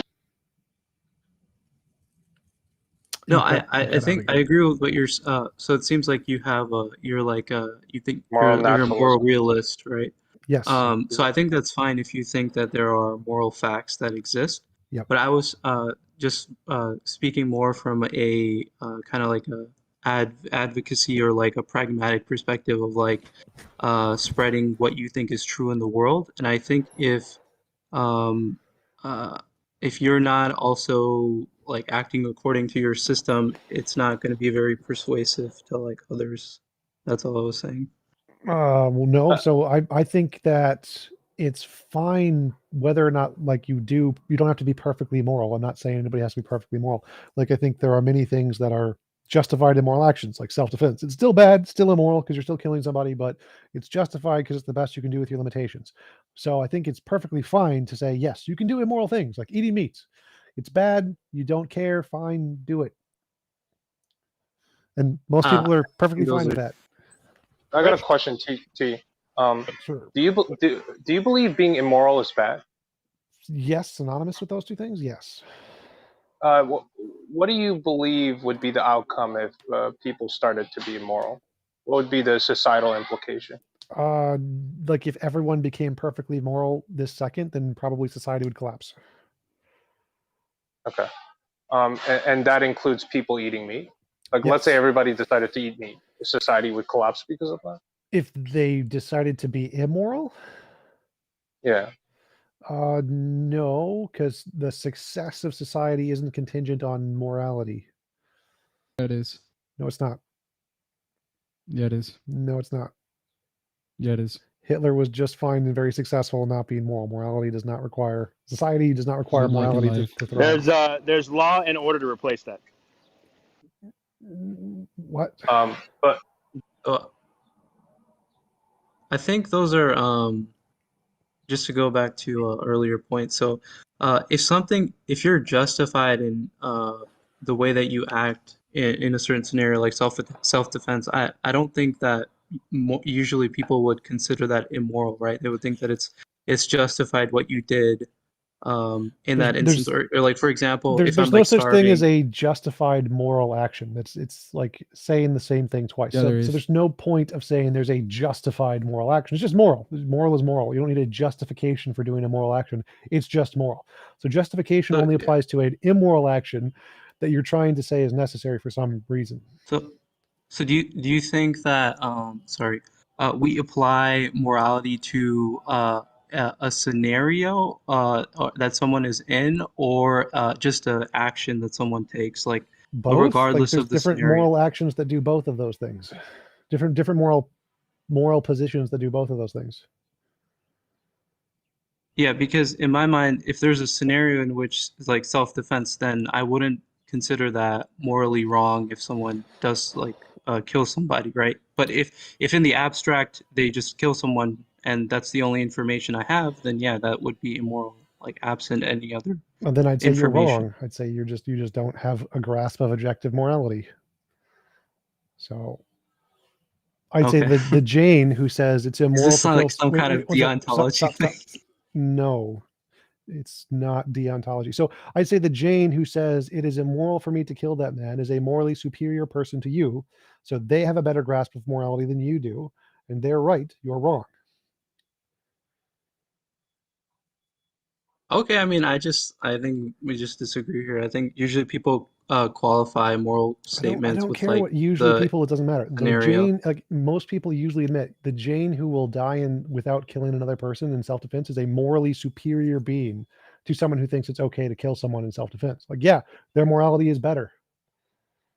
Wait, you're saying you should just let someone kill you if Yes. you're The super pacifist Jane, the super pacifist monks who will like let people kill them instead of harming them are morally superior to you. Yes. Okay, bro. It was You realize not even like a controversial statement. it's just saying you win on the moral chess game. You don't win on like the real life chess game. Right. Pragmatism is different than morality. Not many evil people so do very good in the world. what good is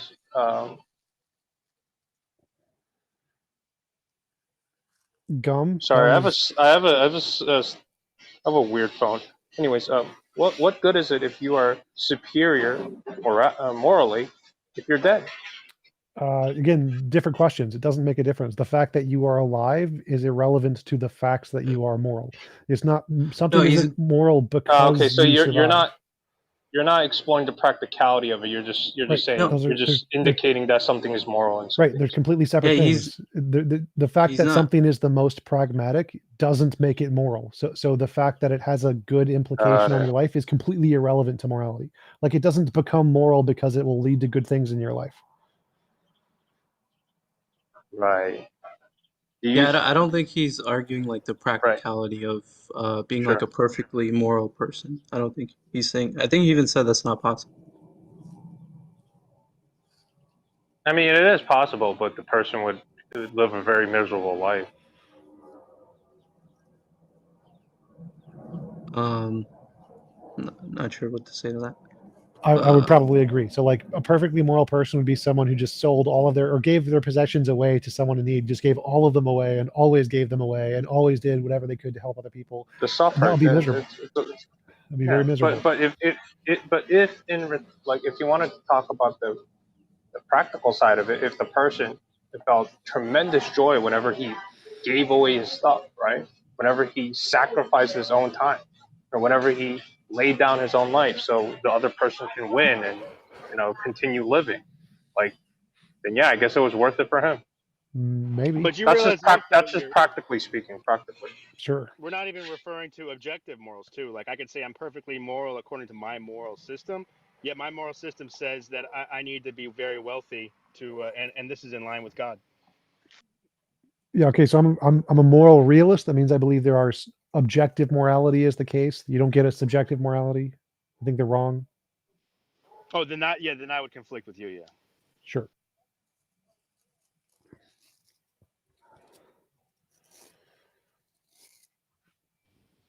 See, I'll subscribe to the prosperity churches. But If they gave me money, I no, would sorry. too. So TJump, like, how do you feel if people, had different interpretations of your naturalist morality, objective morality? What? People do have different interpretations. Thank you for the super Can chat. they have different Pineapple interpretations? platypus, pineapple platypotamus. Pineapple platypotamus.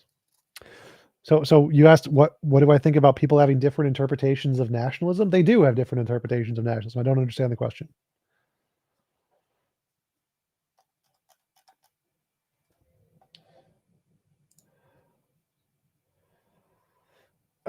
Elijah asked, why do I go against the consensus on morality, but you don't when it comes to Richard Carrier's conclusion that Jesus never existed? Because I don't like I don't go against it. I don't on either one. So I agree with the consensus on morality because most philosophers are moral realists, and I agree with the consensus that Jesus existed, which is the consensus in history. So I go with the consensus on both of those things. It's full of bullcrap.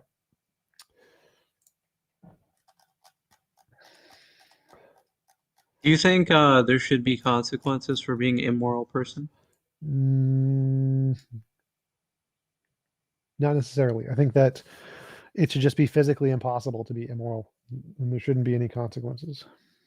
What do you mean? What does that even mean? Like you're God or something? You're constructing the universe? Yeah, like we So could that people literally write can't. it. We could make the We universe all such have that it would morals. stop. We could make the universe such that it was impossible to force anyone to do anything they didn't consent to doing. That should be like the goal of humanity is to make the universe like that. I was gonna ask something. Why is consent important? What does that have to do with morality? That is what I believe the core of morality is. When I look at the evidence of morality, the principle that I think describes what the evidence indicates is that violating consent is immoral. So. Do you have any studies that show objective morality in Nope. animals? Because What? I'd like to see that. Well, sort of. There's lots of studies that do show different kinds of morality in animals. Like there's the one on the Capuchin monkeys, I think, where one is given grapes and the other is given like celery or something. And the one that's given celery is angry and throws the celery and throws a fit because they were unevenly paid. So then there's other cases where like I think dolphins and elephants also show signs of morality. There have been a numbers of studies on that. Are you equating fairness and cognitive function of some sort to morality? Our Or feelings of morality, yes. Like the how do you feelings we get. describe, or how do you define morality personally, I guess, is where I should start. Moral realism, I think there are certain facts that are true about moral statements, and I think it's just a feature of nature. Principles that describe the right and wrong things to do. So how does that objectively exist in nature, though? Is what I'm like how is there an objective? It's like a law right of or physics, wrong? like any other law of physics. It's a higher order emergent property. Google moral naturalism. Sure, but does that mean that you are using some kind of like empiricist process to come to whatever your moral truths are? Yes. Okay. And So real quick, are you saying morality objectively exists within animals and that's objective morality, or are you saying there's objective measures for right and wrong in nature? Morality exists like a law of physics. It permeates the universe and it affects things, which it would affect animals and humans, like gravity does.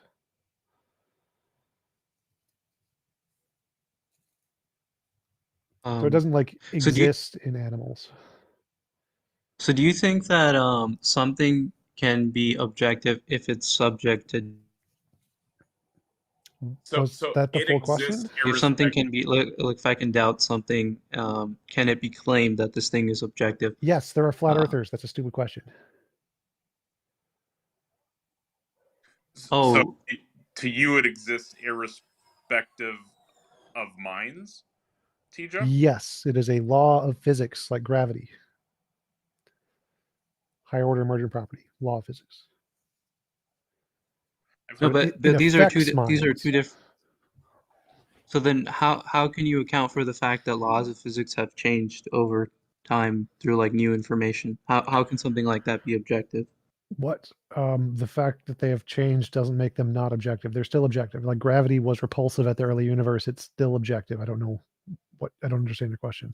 No, that's not what I mean. I mean that's just like a fully encompassing law that explains that behavior. I'm not disputing that. I'm saying more like you're saying the theories of physics themselves have changed. Well, Like those are all subjective. So you had none of those are Newtonian objective. physics before. Like the theories that we created were created by a guy, and they're models that they've made up in their head to try to correspond to reality. So we think they describe the objective thing there that exists, like curvature of space-time, but the model itself is a thing Einstein made up in his head. So the models are subjective, and we hope that they describe reality as it is, the objective thing. I agree with you there. So then in the same way, the model that you've came up with consent is like subjective with Yes. respect to you, and you're trying to grasp something that's subjective that may be out there, right? No, so it's a subjective model that I made up, which is trying to correspond to something subjective in the objective in the world, like general relativity is. It's a subjective model Einstein made up in an attempt to describe a thing in nature. Okay, that's fine. I don't know how you can then go ahead and claim that it's objective if you're just admitting that it's like something that you came up with. Ah, that's so Maybe stupid. So general relativity refers to space-time bending. Space-time bending, if it's true, is objective. Even though it's an idea Einstein subjectively came up with, whether or not it corresponds to reality is a question of objectivity. So it doesn't matter. People subjectively come up with things all the time. Every idea starts off with that. But if those ideas correspond to something independent of minds, then it's objective. It's not even hard. yeah, I agree. I agree with you, but I don't think that we can know with certainty whether it actually does We correspond don't with need to. reality. We don't need certainty. No, certainty isn't required for knowledge. Fallibilism. So what is it that right and wrong correspond to that's independent of minds? A law of physics. It's literally just a law of physics. There's a field, and the field is this. Can I answer this question, please? So right and wrong, you right? think good and bad is like some field that influences us, like Yeah, I think kind of good and bad are words we Buddhism? use to describe some field that causes us to get those feelings. TJump, can I ask this? Can I answer this question, please? TJump? Sure. So right and wrong is what is right is what is valuable to you, and what is wrong is what taken out values. Understand? So That's No. not what No one T-Jump understood No. that. this No. is morals. This is morals. I'm telling That's not you. No. what T-Jump No. was saying though. Right is what is valuable to you, and wrong is No. what is the Post. opposite. Post. He's asking about my model, so that would be wrong. Your answer would be wrong. So in my Oh, my model, bad. right and wrong are feelings we get, but those feelings we get are caused by some field, and those so it causes this sense of good and bad and right and wrong, and we use those labels to describe these feelings, and these feelings are a result of this field. Does the field change? I don't think so. Hope not. So it just sounds like you're prescribing to some sort of like virtue ethics that No, it's not a there's virtue this. ethics. The virtue ethics So says that the virtues, the desires are what's good, and the virtues are not what's good. It's more of a consequentialism where the consequences are what matter. Okay, so TJump, are you saying that the good and bad, that good and bad exist in the same way that, let's say, the Higgs boson field No, does? good and bad are feelings we get to describe something that exists. So there is a thing there, a field, and it causes us to feel good and bad, and we label it with those words. The words themselves are just words humans made up to describe the thing. Okay, but what if two people inside the field have opposing feelings on the good and bad side? So it doesn't matter. Well, I'm not saying it matters. I'm just curious logically what this means. It's like two people see different things. They have different kinds of brains which are receptive at different levels. So like some people are colorblind. They can't see colors. That doesn't mean colors aren't there. So the fact that people have different opinions, I can hear somebody's interrupting. So it's like color. Some people are colorblind. Some people are completely blind. The fact that people are blind to moral intuitions or are colorblind and see the wrong kinds of things, it just means that their brain is receptive to it differently. Okay. Well, so the field analogy there would be like the color spectrum? Yes. So there's an actually existing thing and it affects our brains differently if we have different brain structures. I'd have to think about that. So if you had a sadist determine your moral structure, you'd be in big trouble, right? Well, no one, if it's objective, no one gets to determine it. So, is slavery, where does that fall? Immoral? The slavery is immoral if they don't consent. Like if you consent to be a slave, then it's fine. But if they don't consent, then it's immoral. But dude, his whole thing is like based off of consent. Yes. There was But y'all aren't engaging with the point he's making. So saying it's immoral, does that mean like you're getting that feeling from this field? Sort of. It means the field it describes what is moral and immoral, and it gives us the feeling. So why It's like do a people sense. not have that feeling for a long period of time? In fact, Same reason people are blind. Some people can't see because their brains can't accept the information from the world. Okay, so this is why I asked you, does this field change? Because I don't think so, but it could. But if humans within it drastically Literally shift, doesn't matter. Literally does not matter at all. Your brain changes. Why? Your brain changes. Some people can go from seeing to going to colorblind to going to not being able to see. Literally doesn't matter whether or not some people change over time. I think he's just it doesn't? positing that there's an objective reality out there that exists, and then we are like biology can change and what we see can change, but the fact that there is a reality is just like something that's given. Yes. Okay, but conceptually though, if humans suddenly started becoming way more frequent in their colorblindness, I would wonder what was causing that. Sure. Yeah. So like if all human morality changed in some particular way that was different from what we see as the pattern of moral progress, I would count that as evidence against my model. Yes. Okay, so you're building in moral progress like into the equation already. Yeah, moral intuition and moral progress are the two foundational sources of building models in moral epistemology.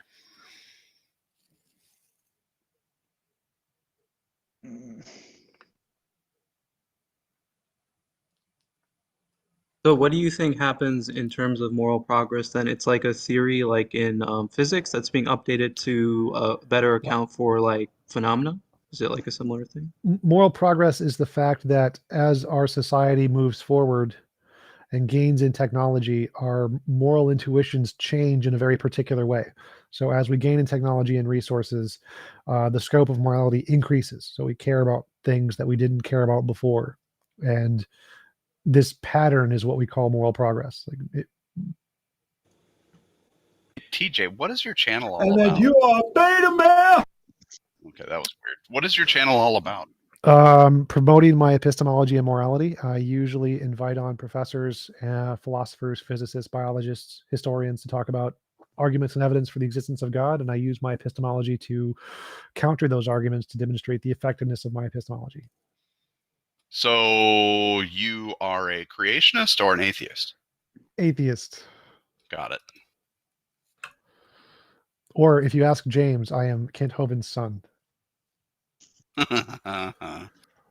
Okay, so how would you differentiate between changes in the context that is more progress and changes that are like something went wrong, like the color blindness?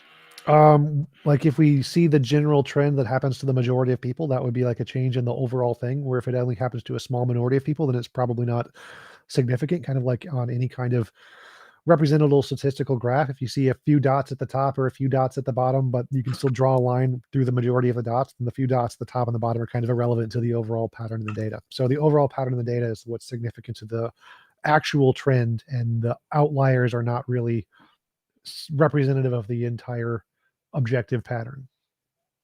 Okay, maybe my question wasn't posed like very clearly. What I'm asking is, how would you, like, if you zoomed out and looked at it, how would you tell the difference between transitions among humans that is moral progress and transitions that are actually moral regress? It wouldn't make a difference. All that matters is the pattern, not what you call it. So like if there's a very consistent pattern of the direction of how it's changing and it's always going in one direction, then we're going to call that, you can call it blurg, but it's always going to be in one direction. What matters is what's the direction. Okay, and how are you measuring direction here? By plotting it all off on a number line and then drawing a line through the data points. So like it doesn't matter what you label the X and the Y graph. So like if you have a graph and you have a whole bunch of dots on the graph, if you draw a line and the line points in one particular direction, that's evidence there is a direction in which it's going. It doesn't matter if you label it progress or regress. It's irrelevant. Nobody cares. You label it blurg. Who cares? The point is that there is this very consistent direction it's going in, which is the direction, I think, that it leads towards involuntary imposition of will as a moral. So all of the things that we see as changing in moral progress over time is like elimination of slavery, women's rights, workers' rights, valuing animals' lives, veganism, eliminating or giving rights to LGBTQ people, workers' rights, like all of this, the pattern goes in a very specific direction, which is more human rights, essentially, more consciousness rights. And so that pattern, you can call it regress if you want. I couldn't care less. The pattern's still there, and so the model still works. No, it is completely irrelevant how you label it, because no, it's not. It's literally not. You can label it could blurg. just as easily, the direction can just as easily change into some other Well, belief. if the direction changes, that would be evidence and then would against you the just model. completely shift? No, but Sure, I mean, I think what you guys are doing is TJump right now is looking at the yearly chart, right? Like he's looking at a huge time scale with huge number samples, right? You Yes. guys are looking at like the minute by minute, the day by day, as to exactly how people behave and what their morals are, right? No, I mean, if there's a general trend that you see despite the discrepancy on the daily plots of these information, it's still a general trend. That's what he's saying. No, the issue is that he's getting an ought from this trend, right? He's saying No, that, oh, there's no there oughts. exists this. There's no odds.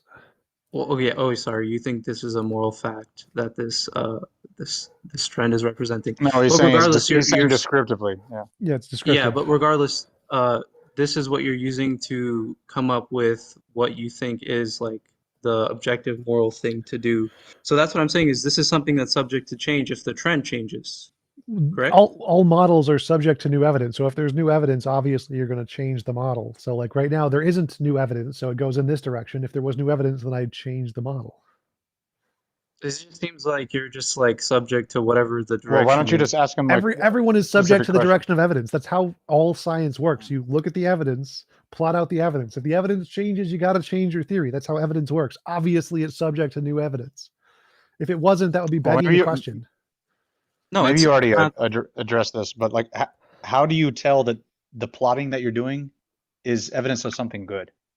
Again, the labeling here doesn't matter. You can label it whatever you doesn't want. I care. don't care. All I care is there a pattern? The pattern is yes, there's a pattern. If you want to say moving towards a world where there is less involuntary imposition of consent is bad, you can label it that way. I don't care. I'm going to call it good because that's what I intuitively feel like it should be labeled. BVC, are you assuming your own moral standard to what he would produce? What? I don't No, understand. I'm not making Like an assumption. you would say, how would it be something good? Like, I don't understand what you mean by that. Well, that's what I'm just asking, because y'all already had a conversation going before I jumped in. So it seems only like you're saying you have all this data if you look back in time, and there seems to be a direction, and that direction's good. But maybe you're not saying that. No, I'm just labeling it. So the good is a label here. So I'm just saying there's a pattern. I'm going to label that direction the good direction. So to me, it seems intuitive that if we move towards a place that has more accepting and tends to make less involuntary consent, so less cases of forcing people to do things they don't consent to doing, I think that should be labeled good. I think more in line with Yeah, I mean, intuitively, I agree, of course. But yeah, as long as it aligns with humanism, right? Well, no. So I think humanism only applies predominantly to humans, whereas I'd say it would apply to all conscious things, so not specifically humans. So you think like having a pet, sorry, having a pet is something that's immoral because you're constraining the consent of your pet? In the best of all possible worlds, yeah. So like if we could give animals complete freedom to do what they wanted to and didn't like chain them, then yeah, that would be a morally better world. Can I ask you something? Do you believe that the general trend that you're talking about in one direction would have been the same if we plotted these during the Roman Empire times or Yep. during the Egyptian times Yes. or thousands of years ago? Yes, Okay. the trend is throughout all time. So if we look back at like when we were pygmy tribes or hunter-gatherer tribes, the morality in those societies was significantly less progressed than the Romans. So like in the hunter-gatherer tribes, you see a new person, you kill them because you don't want them to steal your stuff. And Romans, they didn't do that as much. They wasn't like, oh, there's a new person, I'm going to go kill them. They didn't see things that way. They had rule of law. They had more rights. They didn't have as many rights as we have today because they weren't as progressed, but they were still more progressed than the societies before them. That makes sense. Okay. That's interesting. Wow. It's pretty standard, kind of like modern thought. The field part is the thing I'm trying to wrap my head around still. Google moral naturalism. So are you like a abolitionist of like all laws because you think that they Sort of. infringe on people's freedom? Sort of. So like once we get to the point where they do more harm than good, yes, they're immoral. So like stoplights are immoral. You shouldn't have to stop. But we put them there because if we didn't have them, it would cause a greater amount of suffering and immorality than if we do have them. And so it's a justified immoral action. Still bad. Still world would be better without them if we could have without them, but we need them to prevent a greater immorality. And so they're justified. But with Justified immoral action. roundabouts, it would always be a morally bad thing, right?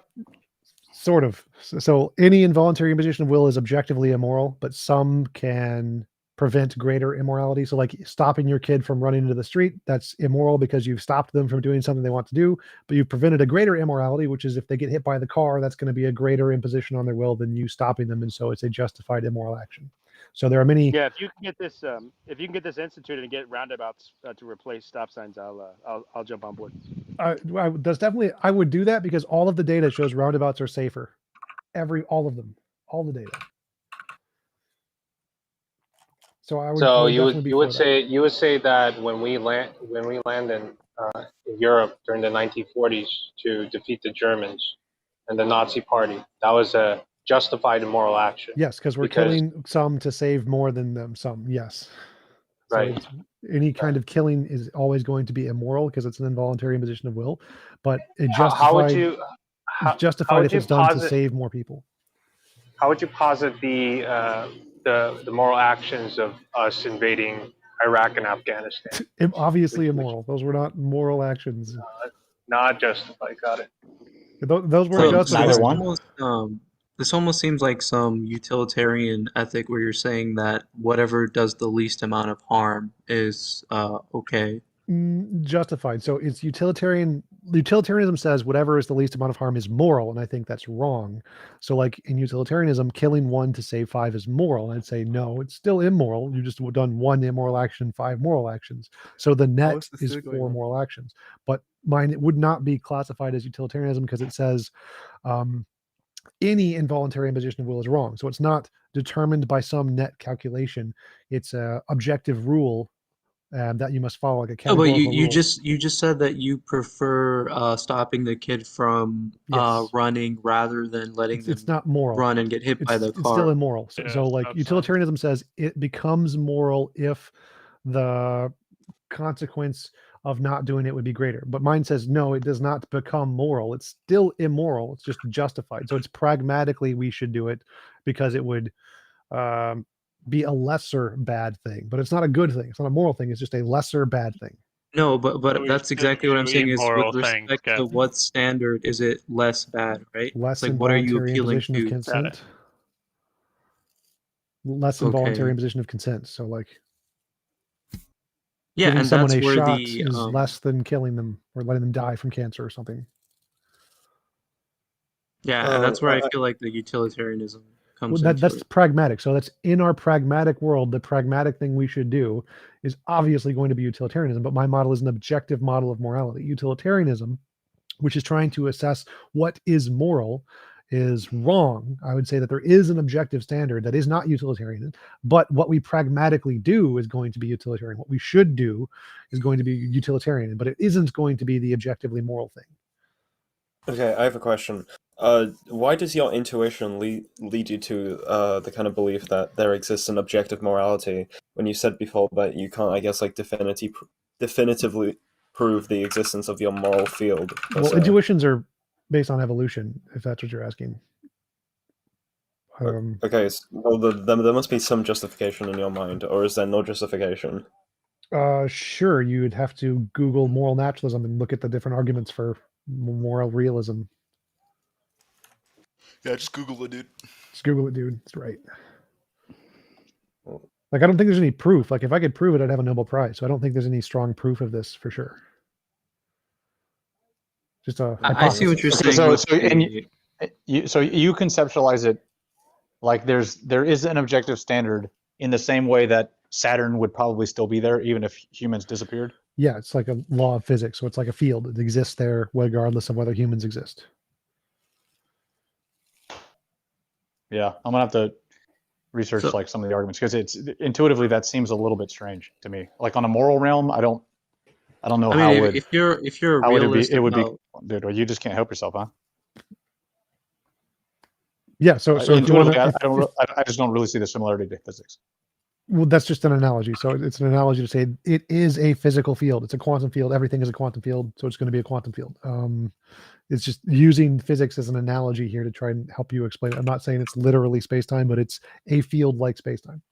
If you want to research more about it, Google moral naturalism, Stanford Encyclopedia of Philosophy. All right. If you're like a realist about the physical world, it would work in the same way, right? It's just applying it to morality. Yes. Yeah, just clarifying. Yeah, but that doesn't necessarily follow though, because I can make an argument that this intuition he's talking about is just like a thing that exists among humans, not necessarily that there's some objective standard that ought to be seen as moral. Sure. Yeah, I mean, you can obviously make the argument, but that doesn't change the point. The position is that would be wrong. The fact that you can make an argument doesn't change the position. You could even make he said this earlier. You can make like an empiricist argument against that. You could give examples of like morality in like animals or something like that. Well, if it like morality in animals would be evidence for it, not evidence against it. But if like the moral paradigm changed, then it would be like evidence against it. So like if we discovered aliens that had a completely different moral spectrum that said eating babies is the right thing to do or something, then that would be evidence against it. So if there are different species that had a different moral pattern, or our moral pattern suddenly shifted completely outside of the one being described in the model, then that would be evidence against the model. So you think when they run experiments on like monkeys, for example, and they have some kind of primitive justice orientations, you think they're somehow recognizing this same field? Probably. Okay. Do you have any way of distinguishing between what this field and like evolutionary like psychology? Like it's like better for them to create a justice system because it like I don't know leads to like a better society or whatever. If I had any hard evidence like that, I'd have a Nobel Prize. So no, I don't have any hard evidence. The best thing I can do is make predictions that we'll see the same pattern in species and like AIs and things that didn't evolve. So if we find this pattern in other species, like if AIs have a moral framework and that moral framework follows the same patterns, then that would show it's not evolutionary.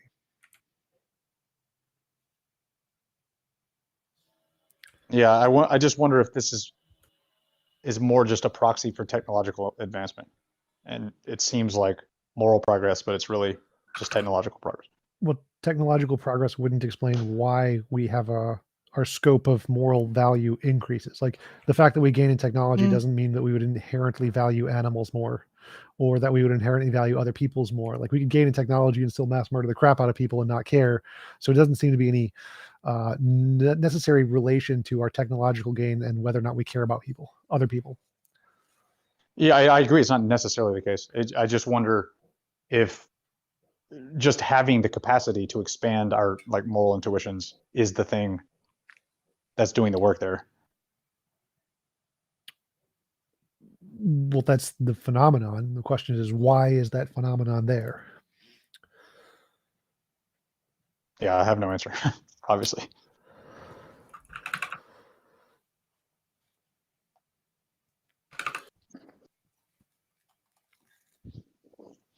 You know you're fucked when a guy tells you you're the practical one. Oh my god. Oh no, I'm in the wrong VC. I'm sorry.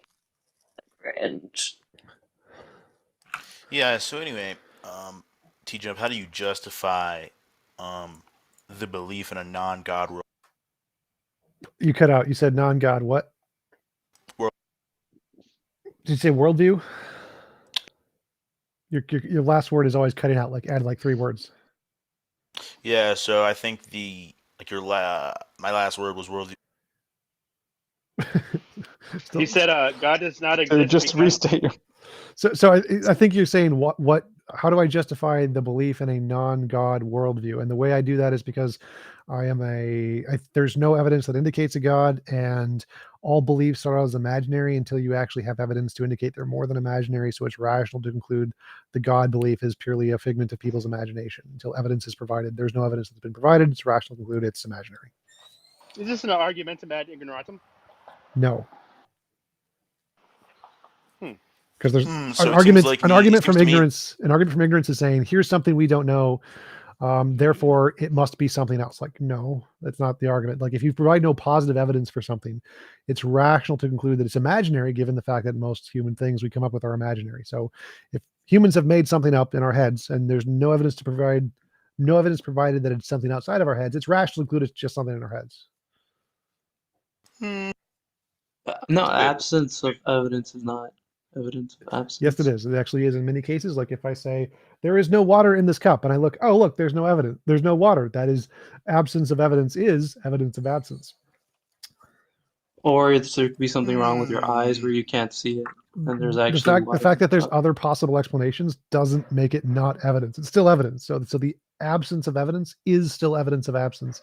It's just not perfect evidence. It's not complete. It is still evidence though. So absence of evidence can be evidence of absence. Or at the very least, it's the strongest inference available there. But you're asserting the opposite, right? So if you were just saying something like we don't know for sure, I think that would be fine, No, right? I'm saying that humans are dumb and make stuff up all the time. And it's rational to conclude that any idea any human comes up with is one of those dumb ones.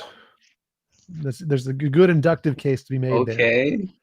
So you're just making a generalization of humans and their It's ideas. inductive. So it's an inductive argument. Inductive arguments. Wait, do you disagree with him on that point? That people just spontaneously come up with like stupid bad ideas? Yeah, that is not your common experience. That is for me. Yeah, because you don't have an It's not intellectual about group of friends. it's not about like my personal experience, right? This is about like he's making a statement about all humans in general. There would have to be like some kind of study or something, right? Like it doesn't matter what I feel. Yes, that's just history is the study there. So like most people's ideas of how the world worked were completely stupid for the vast majority of human history. So humans came to existence approximately 200,000 years ago. Most of their ideas were completely garbage until about 300 years ago. But so like with your point, right? Like either God exists or doesn't exist. So any idea humans Why come up can't with you is just say probably I one of the don't garbage know, ones. right? Like I don't have enough evidence to say in one way or the other. Why Because is it's that not enough? rational to conclude that if no positive evidence has been provided, it's most likely just a thing someone made up within their head. That is a rational conclusion to make. Okay. Like most philosophers are atheists, but God does not exist atheists. Do you believe in a prime mover, sir? Yes, it is a potato. So your metaphysical primary is a potato. Yes. Potato. So I feel like all your stuff just rests on One of those evidence, sprouty right? ones, right? Definitely. So that means you believe in a poisonous worldview. Potatoes are not Things are poisonous. getting. I think we're too many layers deep on the potato joke. No. Potatoes are not poisonous. It's the miniature leprechauns in the potatoes that are actually the poisonous thing. So it's not the potato. It's the onion. Okay, teacher, I have a question for you. If you were to go about, so for example, myself, I would, if you were to go about trying to convince someone of moral naturalism, how would you do that? I would say that if it is the case that there is an objective moral framework, then when we discover aliens or AIs, that those things will also follow the same moral patterns that we see here on Earth. And so once we see that, and if it happens, that would be good evidence for you to believe that morality is something more than just a psychological phenomenon. Okay, sure. Isn't there more than one explanation for kind of morality being shared among beings rather than just it exists objectively? None that I'm aware of. Wait, did you include AI Yes. in your response? Yes. So like if artificial intelligence discovers some moral pattern in other species all over the world, whether they're silicone-based, carbon-based, if we discover them, they all follow the same pattern, that's good evidence that this is more than just an evolutionary or psychological or social constructive-based pattern. Thank you, Gnorp, for the super chat. Yeah, I mean, I would agree with you. Like, if we came in contact with an alien species and had the data necessary to like do the same kind of moral progress analysis, I think that would be strong evidence. But AI, I'd be worried about like derivations of human influence there. But Yes, that would be, so like obviously if they pre-programmed something into it, that would be not good evidence for the model. But if they didn't and it came up to it on its own, that would be good evidence for the model. or like humans aren't able to tell the difference, like AIs, from just a really advanced program that's following our habits. Huh? Like it's possible that we would reach a point where we can't differentiate between this quote unquote AI and just things that we told them to do. Right. So I'd be worried about like that if we kind of discovered an AI that didn't come from Earth, then that would be separate from humans. So obviously when humans try to build something into an AI. Oh, I see. Okay. I got you. Yeah, I wasn't including AI like from another species, So from I'm another saying part of the all of them, all of the different forms of life Okay. will follow this pattern. That's why objective. Yo, what's going for?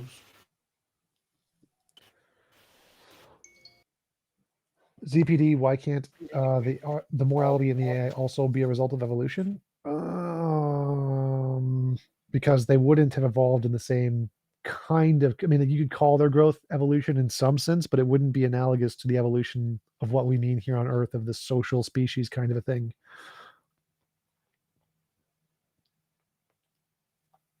And if there was literally no other way for life forms to form without this social species kind of evolutional thingy, that would also be good evidence that it's objective in some sense. So that would be odd. Yeah, the question for me would mostly be, is this all, it's just a byproduct of evolving in our given construct? Like maybe there's like a different natural moral order in a different evolutionary environment. Yep, that would be evidence against the model if that was the case. So it would seems would like that counter your model? Maybe I don't know enough about your specific model, but it seems like it's possible that it would hold just with a different set of like a different set of data points. Maybe it depends on what you mean. Like if like there was like a some law silicone-based evolutionary process on an entirely different world evolved a similar kind of like natural orientation for morality, but in maybe a different direction or a different set of progress. Well, it depends on like what the direction is. If the direction is it's okay to eat babies or something, that would completely violate my model's premises, and so that would definitely violate my version. Because you've got this morality. like starting point on consent, right? Yeah. But it wouldn't be an argument against like moral naturalism necessarily, right? It would just be against your version of moral naturalism that places consent first. Yes. Okay. So it seems like a lot of your stuff rests on evidence, right? You think that it makes rational sense to believe what has evidence.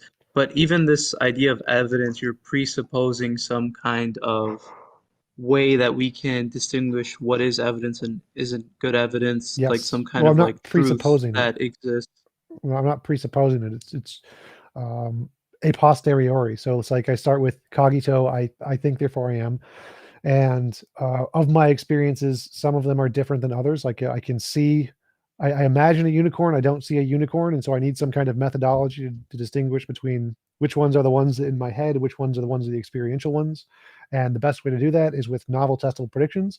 If you have a model that can accurately predict the future, that's a good reason to believe that model describes the things that you are in the experiential world, reality, independent of your imagination, because your imagination is very bad at predicting the future. So if you have a model that can accurately predict the future, it's probably describing something other than your imagination. And that is what gives us a good grounds to establish what is and isn't evidence. Yeah, but you are saying that there is something that is other than your imagination to begin with, like to even go on the endeavor that you're So like saying there's a difference between you're doing. what I imagine and what I experience. Whether or not those things are both imaginary is irrelevant. There's two classes of things here. One is the things that are specifically imaginary, and one of the things are the experiential things, which they both might be fundamentally imaginary, like if solipsism is true, whatever, but it doesn't matter. The point here is that when I imagine things, I can't predict the future very well. But if I have some kind of a model that can predict what my future experiences will be, that model is likely to correspond to something more than just my imagination, because my imagination does not do that. So you just care about predicting your experience. You don't really care about whether or not those experiences actually correspond to some like kind of objective reality. The model that I use that can predict the future says there's an external reality, and so I'm justified in believing that model. That's like circular. No. Which premise is in the conclusion? If it presupposes anything, it would be like causality. I don't like causality, but it's not circular because it's simply saying, if my hypothesis is true, here's what we would expect to see. Do the experiment. Do we see it? Yes. Then I'm justified in believing the hypothesis. It's not circular. It's just science. No, but I'm saying like there is some conception of truth that you need sorry, in order to even start on the endeavor that you're going on, right? Where you're saying that, oh, I have there's imaginary stuff, and then I have my experience, and I'm trying to predict like what will be my next experience, right? So I'm saying that you're setting up this game that already presupposes some kind of standard that you're distinguishing between, right? No, because it's experience. We're not presupposing it. When I imagine a unicorn, I don't see a unicorn. That's not a presupposition. It's a posteriori. It's something we're literally experiencing. Yeah, I'm not disputing that you're having experiences. I am disputing the what is it called? Like the reality of that experience, if it has any kind of Well, truth to it. the only claim in the premise is that I'm experiencing different things. That's the only claim. The external reality thing is completely separate to this. It's saying I'm experiencing some things like a unicorn, which I don't see, and what I do see is different than the unicorn. These are separate things. I know they're separate because one I'm imagining and I don't see it. So they're separate things. We know there's no presuppositions there. And then I can say, well, if I want to describe the things I'm seeing, I need to build a model. To build a model that can predict the future of the things I'm going to see, the future things I'm going to see. Now, in this model, Doesn't that require causality? Sort of. Causality is probably not fundamental in physics, so no, but separate topic. So in my model, I say, I think the things I'm experiencing are existing independent of my mind, and they operate under these laws of physics or whatever. And if these are the case, then here are the things I expect to see in the future. And then I do the experiment. Do I see them? Yes, I do see them. So now all of the premises, which I just made up, they're just a hypothesis. You can put whatever premises you want into any hypothesis. And if the predictions of that hypothesis come true, you're justified in believing all of the different premises in the hypothesis. Yeah, but I think therefore I am. The second you take the presupposition, I think therefore I am. There's no presupposition in there. your worldview. Okay, but you don't have to call it presupposition. The second you take that to be true in your worldview, you have causality. No. Did I realize? No. Yeah, you do. No. Because the second that's established to be true, then all the equations that describe the universe are established to describe No. that natural order of the universe. No. And you can recursively trace them upwards. Yeah. No.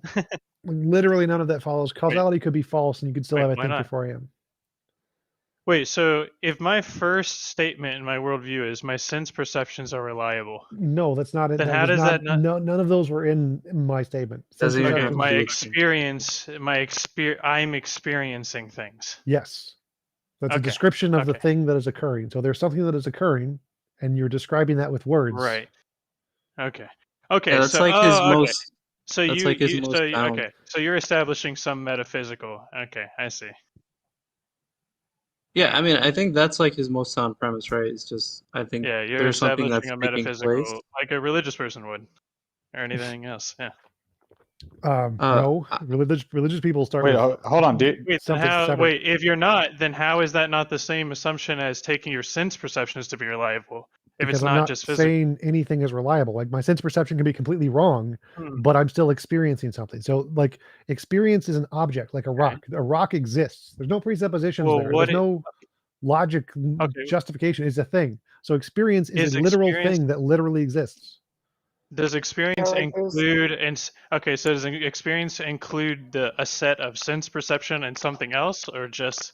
It sounds like you're saying, or not It's not sense saying perception anything. at all. It's not saying anything about your sense perception even being sense like perception. accurate or reliable or whatever, as far as like whether it reflects reality. It's just saying you are experiencing like the phenomenon of like Yeah, but the having second you sensory make that input. leap, you enter the realm of unexplainable metaphysics, because otherwise, What leap? It's either sense perceptions and determinism, or metaphysics. No, You don't have any idea what no. Like Yeah. no. So metaphysics is the fundamental nature of reality. Our conscious experience may or may not describe that. It describes a thing in reality, which may be emergent or composite, and that's fine. And so it has nothing to do with determinism. It has nothing to do with sense perception. There may not be like I can be a brain in the vat, and that's fine too. None of that matters. It doesn't even have to be metaphysical. It's just Oh, this I is think it a does matter, statement of fact. I would argue it does. exist. This doesn't make it. Okay, So when you say the word experience, Yeah. does that include a set of some? Can you try to explain what that is? Does it include? It's just the basis of all things, right? No, it's the basis of my knowledge. But like Okay. God could exist. I could be a brain in a vat. My experience is just your context. Your context, right? yeah. Yeah. Okay. But I don't see how that. Okay. Like there's no metaphysical conclusion. be It wrong. doesn't say anything about whether or not I'm physical, whether or not I'm dualistic, or whether or not I'm idealistic. It doesn't Well, I say would if argue it solipsism is true. does. It doesn't say any of those things. Literally doesn't Because care. if you're not saying it's if you're saying it's not sense perception, if experience doesn't include sense perception, and you can't tell me anything else that it includes. Well, no. So again, then- it doesn't. The classes here, sense perception is just a word to refer to a class of experiences. Yeah, Like, it's just a word. I know. Yeah. So I'm like trying there's to clearly describe, a like- difference between me imagining a unicorn and me seeing a TV screen. Like when I imagine a unicorn, I don't see it. It doesn't appear in my sense experience, right? So But there's two isn't the classes point- of things what- there. Okay. But isn't the point whether you use the word sense okay, but whether you use the word sense perception or experience, the moment you establish it to be true, the equations describe the natural world, don't they? No, equations are irrelevant. Wait, here. how Equations does could that- describe nothing. Like all the equations could be wrong. I could be in idealism or solipsism world, and the equations are just garbage. So equations have nothing Yeah, to do but with there's this. nothing. No, there can be things Yeah, that but exist dude, without equations. But I you don't already really think established- you're already trying to established argue the against him without really understanding the point. Like so, a colorblind person and someone who's not colorblind, they both have an experience. That doesn't tell us whether or not their sense No, that's perception something maps onto reality objectively. No, that's different. No. This is coming from a point. If you like take a, if you take a point where like your worldview is a blank slate, and you just say my experience, just my experience exists. Yeah. Here you go. Right. You would necessarily like all you talking to me right now is true. When you take that No. assumption, so you can trace What do you mean equations. when you're saying true? I don't understand. And what is the leap true? here. What are you doing? Like when you're saying it true, you exists. obviously mean something different. Yeah, it exists. No, I'm saying that what your point when you're saying, oh, you're establishing this to be true. Wait, like so it sounds like- like you're sneaking in something there. Me, Okay, well, me okay. thinking. Can I One say sec. this? Me thinking TJump, do you isn't the believe all same. worldviews begin? So, Do you one sec. believe all Red. worldviews begin with a presupposition? You made a Okay, jump sorry. there that I'm not following. So you said me thinking that would be true, but me talking to you would not necessarily be true. Like if solipsism is the case, you don't exist. So my experience existing doesn't entail that me talking to you is true. In the case of solipsism, surely just anything which is concordant with the experience itself is true. Well, the experience was true, but whether or not the experience corresponds to an independent reality would not be true. So, like me talking to this guy who is an independent person would not be true. No, so right, but the thing No, is that so if no, right? solipsism is It's true, then it's just the experience itself defines Yes. tautologically what is true, which is the experience. Like there is no No. meaningful truth in a sense. No, Dude, why do y'all do this? Like, true internally, like the experience existing, isn't the same as saying true externally. It maps on to reality. Yeah, that's the point. So Red was Yeah, saying, but why sneak like, in words like that then? It just kind of blows up the because Red conversation. was, yeah, I suppose, but I think Red was saying that, like, if there is no if you're just talking about experience itself, then the experience is just tautologically Yeah, it's necessarily true that I'm having this in and of experience. itself. Yeah, exactly. Yeah. So, But, like, if I'm having an it doesn't experience, then help it's you obviously very true much. that I'm having the Right. experience. Yeah. Okay, And in can the I case ask you of the something? experience, and even in solipsism, so you guys are on about equations. I came in a little bit through, so I assume you're talking about like physics equations or whatever. So those would still be like true in solipsism in that they describe the experience. So you could still say meaningfully that they are truthful. No, because the point of they're the equations predictive. are meant to describe external reality. They're like these things Yeah. describe space-time bending. So if it doesn't describe that, they would not be true. Because the whole point of true there, as the other guy mentioned, is that it corresponds to an external reality, not just it describes patterns in your experience. The whole scientific realism is the point. But wouldn't it correspond to like a reality that we're not very sure of, right? So like it's like the best thing we have. It's not 100%, right? Well, sure. I think it's reasonable to say. Yeah, so I think it would be reasonable to say that, sure, while people might think that scientific laws are describing a real, actual external world, the only thing we can know is that they are accurate to experience. So you can only really say that they are predictive within experience itself.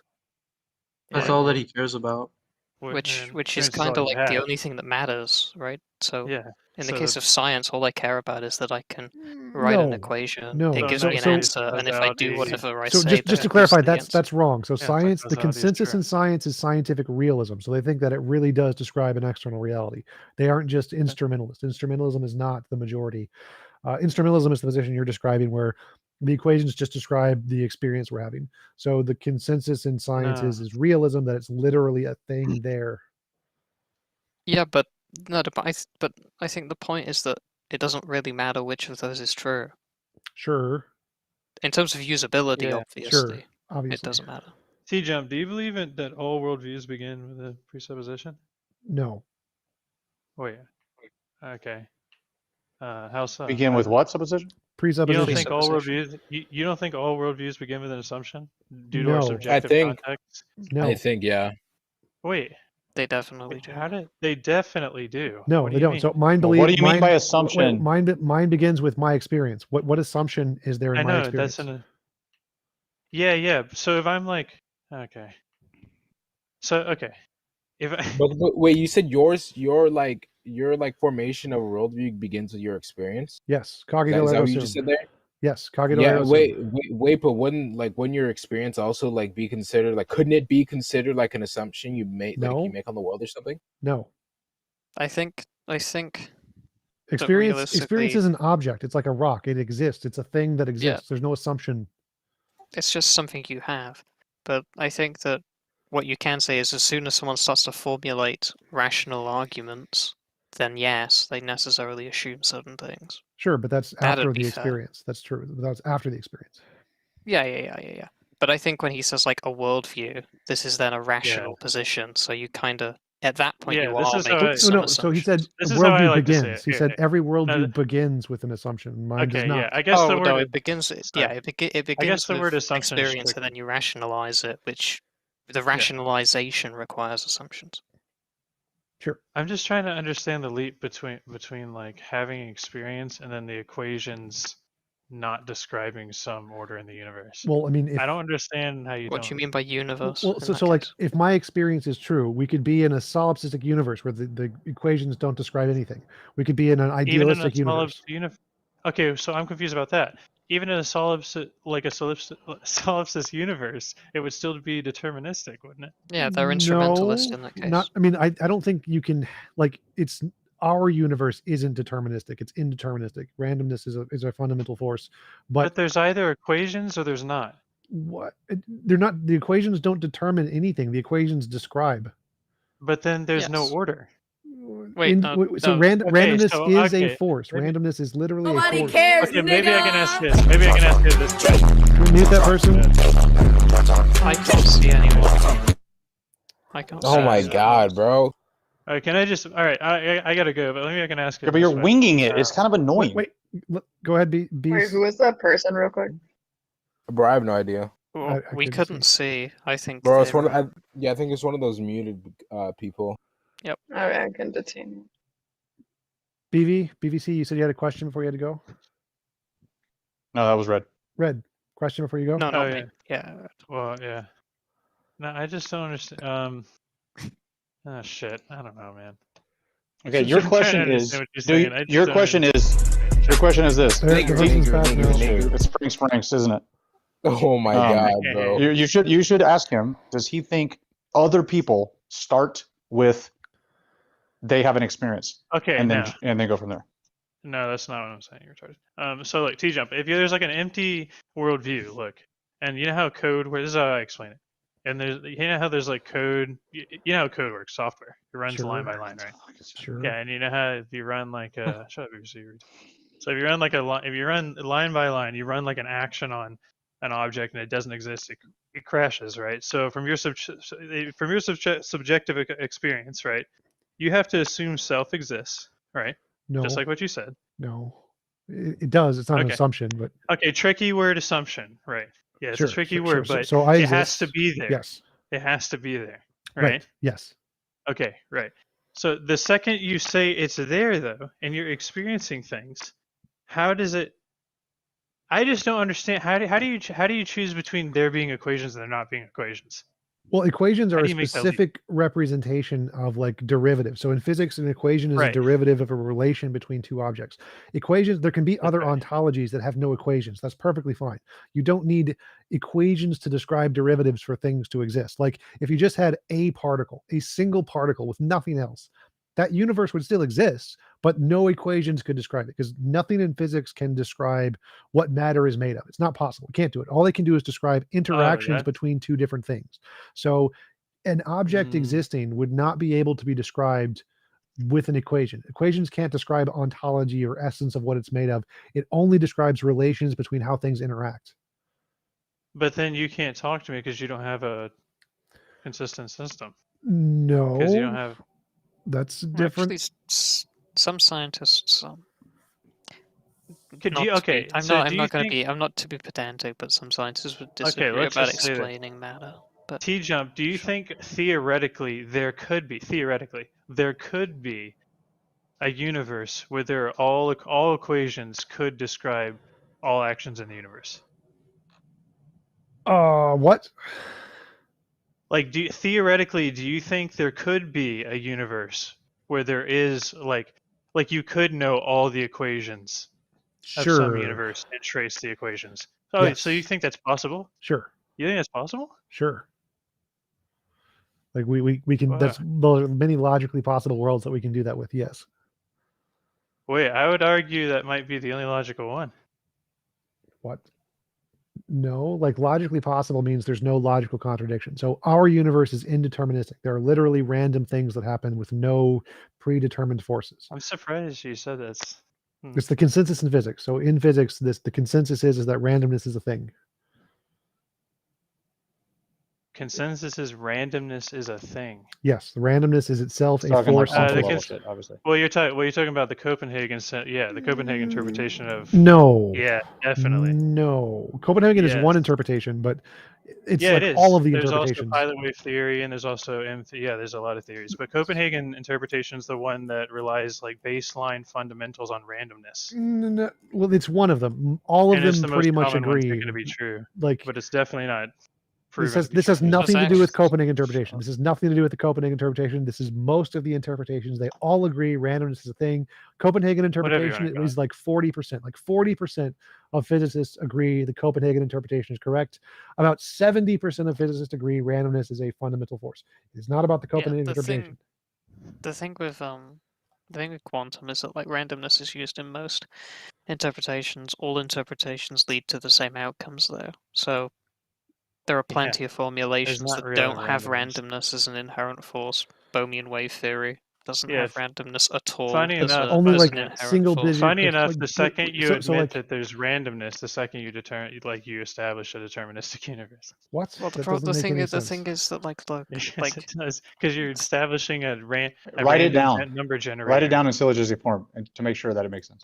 Yeah, please do. But like no, so randomness is usually accepted because Copenhagen is often taken.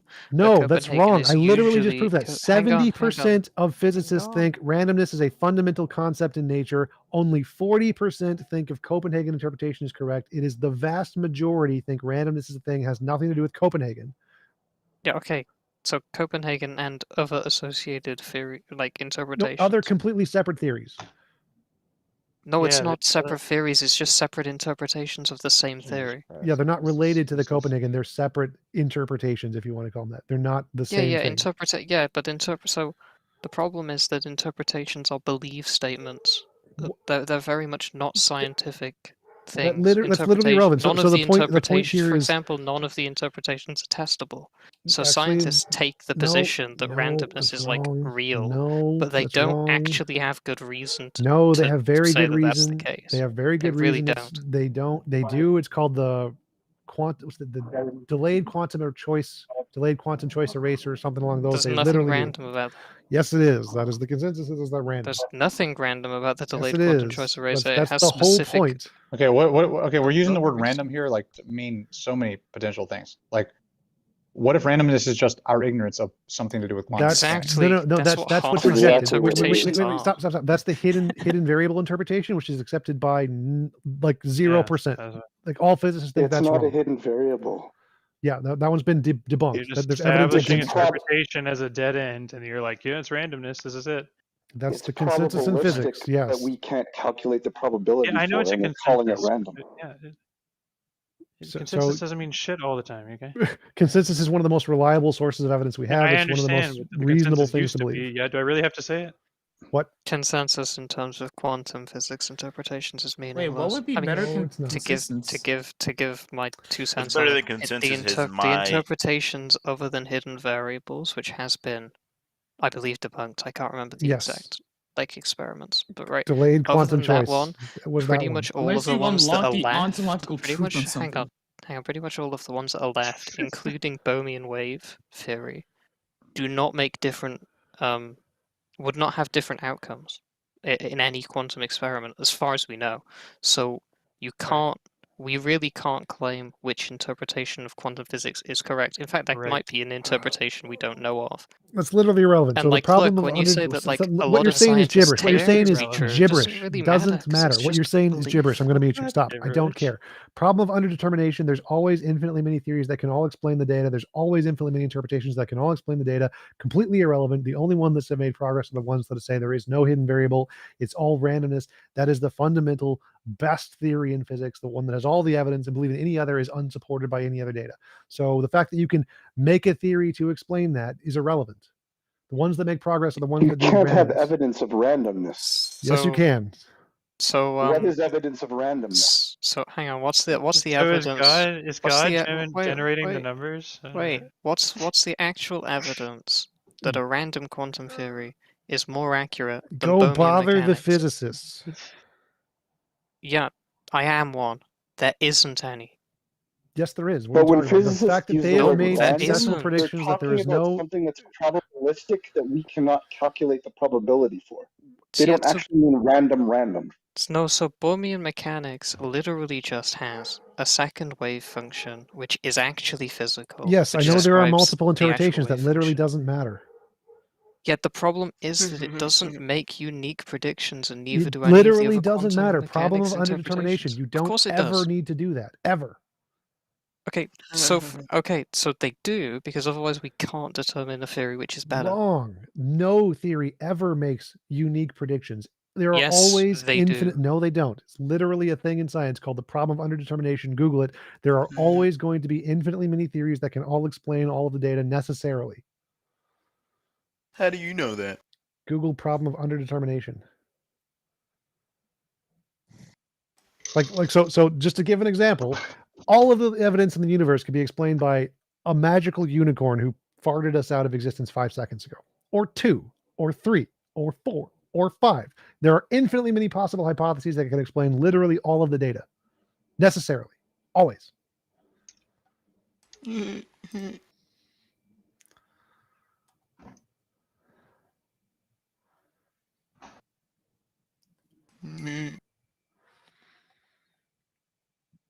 Cringe. Yeah, but there's only one that matters, I guess, your experience. And I don't see how that experience matters It's not either theory. if Your experience isn't a there theory. aren't. Wait, I'm just trying to think about how that experience matters if there aren't equations. What? What do you mean? I don't. Why would you think that you need equations? It's just that, I don't understand the Because real contention. The equation, the physics equations in an actual solipsistic universe would just be, as you said, what's the word? Instrumentalist equations, effectively. right? Yeah. Well, you can go a That's step all they'd further and be. say they just don't describe anything. You just imagined that they described something. Like if the whole world was created 5 seconds ago, and you had the memories that these equations describe your experience, but if you actually tried to measure them, you'd find out they don't. So even all of the physics equations could be wrong if our experience is I just. know, but the point y'all are missing is that the second I say my experience exists, like if I don't take those equations to be true, even though they might not be, then I can decide what those, like when the equations say whatever they want, whenever I want. I can say whatever I want. Doesn't matter.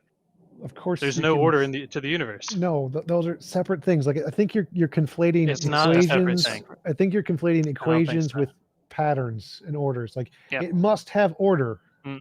which I mean that's also false. Like I could say that there is a completely random universe with no patterns. Equations just describe the order. Right. So let's say there is no So to order. say there It's aren't 100% equations, there's no order. randomness. Yeah, so let's say it's 100% random. There are no order, just randomness, pure randomness. Yeah. And purely Yeah. randomly, my existence popped into existence and I experienced. And then the next second, it popped out of existence. That's also possible. So in a universe with no order, I could still exist for a moment and then disperse into nothingness. Or I could exist for a year and disperse into That's nothingness. true, but then you can't talk to me because you're already assuming one moment shifts to the next. No, I'm not assuming when you anything. I'm talk to just me. describing the possibility that a random universe Well, you're could kind still of forced exist. to, but you are like because when you said, oh my god, like I know you're saying, oh my god, but it's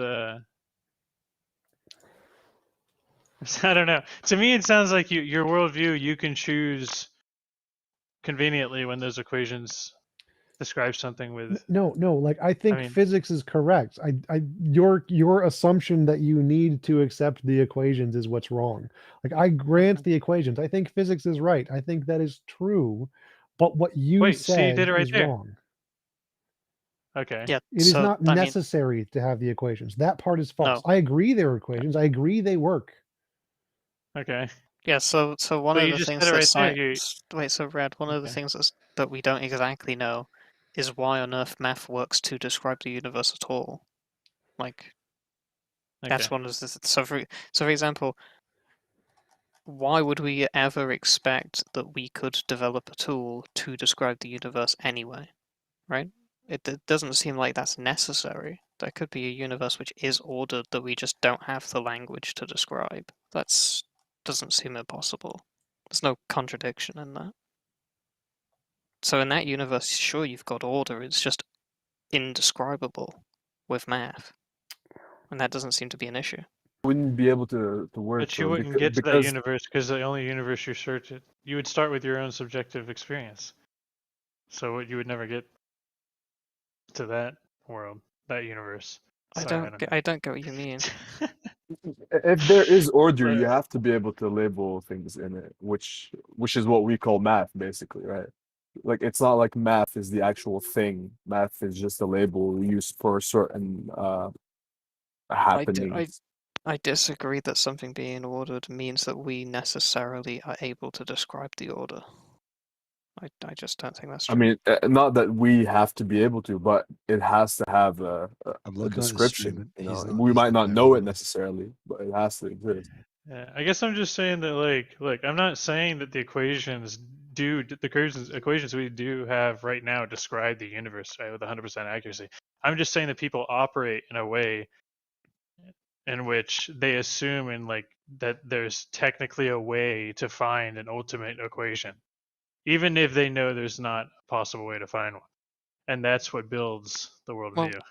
Well, I mean, so you can't choose to operate in a way where those equations aren't true and then operate in a way where they aren't whenever you want. You already established that they're true at the very first sentence in your worldview. yeah, I don't you take understand. them to be true. Yeah, so how do you jump out of the equations? I don't understand. That's what I don't understand. Like, you already took the equations to be true when you started the worldview of experience. Well, I don't know if you take the actual scientific equations when you say that. But you're already operating in a fashion in which, you're assuming there is an equation that can describe the universe. That's what I'm trying to say. So there's no difference. No, right. So what do you mean by equation? Because as I just said, right? Okay. If there's an ordered universe that has experience in, I don't see the logical line which gets you to there exists an equation I could write down which describes this order. I don't see that link. I think that it is the case in this universe, but it doesn't seem to logically necessarily be the case that in an But ordered universe that's true. Yeah, but I don't have to, because all I'm saying is that experience is. That's it. No, and but then I go from no, there. but your appeal to an equation would have to be true in every universe for it to be necessary, right? So, another person doesn't have to assume that these equations exist at all, because unless it's necessary in every universe in which they could exist, then they don't have to. Think about what you said. Necessary in every universe. There's only one universe, right? Well, we don't actually know that, though. Yeah. But no, if we're making, it's hang not what on, you're describing. The word universe hang on, describes every. Okay. But if we're talking about philosophy, which is really what's being discussed in people's worldviews, then for someone to have to take it, then you have to show that it's logically always necessary. And if it's not logically always necessary, then the person doesn't have to take it. They'll just not. But I'm not even building on. I'm not even starting with that. That's later on in the worldview. That's. I don't know. I'm just trying to understand TJump's jump from experience experience is that statement to somehow equations, not any kind of equation that describes any kind of order in the universe, not necessarily being recursively traceable. I don't understand how that's not possible. Because you already assumed the equation is accurate. Otherwise, there's nothing else. It's that's all there is. All right, never mind. I That's don't not, know. I don't As soon as you cross the line from subjective experience to objective experience, you can describe that some way. Well, you And can't. you can do that with equations. You don't cross that line. Nobody crosses No, that you line. don't. Everybody crosses the. Yeah, no everybody one crosses starts the from line. the subjective line, Like, and then they Right. go from there. Yeah. But no, again, If everyone was stuck in that subjective worldview, I don't think then we couldn't know anything. But I would argue you can find an objective world from your subjective world start. Yeah, you can't get to it. I think you kind of can, even though. Oh. But maybe obviously there's something I'm not understanding where you guys are jumping, right? Well, then know. you I have to just- make a big Definitely can't get from. presupposition, or else you You dissolve definitely the cannot solipsism. get from. You definitely cannot get from subjective to objective. Okay, if I have a blank slate worldview, there's no sentences in my worldview, and I go experience is. Okay, can I walk out of the door, like out of my house? I Or don't know if anything? you require a worldview to do that. But then, yeah. But okay, Like so if I was animals to could build, do that. I don't think they okay, had a worldview. exactly. You wouldn't have to have that, right? So if we're thinking about this, you could build a worldview off of any assumption, right? Any assumption you want, right? Let's just give that to be true, right? You agree with that? I mean, I suppose you could. I don't think Okay. that's how it works, but you probably Well, could. you could, right? I'm just saying you could. But and then you could say if this, then this, if this and this, you can go to infinity. With any worldview, you could just make a starting place anywhere, right? But isn't there one assumption, or sorry, one statement that's a different starting place that's different from all others, and that's what TJump said, experience, right? And that you need it to do anything with a self, to take any kind of action on a self. Like that's what makes that starting So- place different from all other starting places, right? I think all starting places must necessarily start with experience. So Right. So I would agree with TJump there, right? So the second I make that starting place, though, the only reason that starting place is different from any others is so I can talk to you right now and walk out the door or do anything. So I'm necessarily saying the equations are accurate when I made that assumption right off the bat. So where along that worldview do we jump off that route and say sometimes those equations aren't accurate? I don't understand which equations specifically. Any equations a human can describe that show natural order in the universe. Yeah. So yeah. I don't. I got a question real quick. So, like, if I say, let's say the equation 1, like I exist and there is one of me, I can use numbers to describe the things in the universe. Is that all you mean by equations? Like, if I exist, then you can have numbers describe the things that exist? Yeah. Like you can take actions on a self. Like I can talk to you right now. Like So so if you all have to you have. mean is that our language of numbers can be used to describe existing things, that's fine. But the numbers don't need to exist. The equations don't need to exist anywhere in the universe. We're making those up to describe the things that exist. There's no presuppositions, no assumptions. That we're just making up a language of numbers to describe things. Yeah. I also don't think it's necessary. As I said before, it's not necessary that in a universe that is ordered, that we ever had a language which describes the order. I don't I think if understand you why make it that's like, necessary. I think if you make it as simple as like one thing exists, and that's your math. I don't think it's hard to posit a universe that wouldn't be able to be described with basic numbers 1, 2, 3, etc. And I think that's what he means here. It's just you can use numbers to describe things, and that's an equation. But again, I think it depends, right? Well, could you have a universe where there was an object that couldn't be described with the number 1? Potentially. I mean, I don't necessarily know if a universe could be ordered but not follow the conventional laws of logic we use. That might be a potentiality that we just can't even think about. In which case, sure, definitely. Definitely. Well limited in this regard. So maybe. I mean, in a universe where you have what we usually have, in like deep space of nothingness, where things come in and out of existence constantly at a subatomic scale, that seems pretty fucking random and hard to describe in any other way, right? So like, I don't know. Oi, salam alaikum. سلام. هلا حبيبي. Salami bologna. Baloney.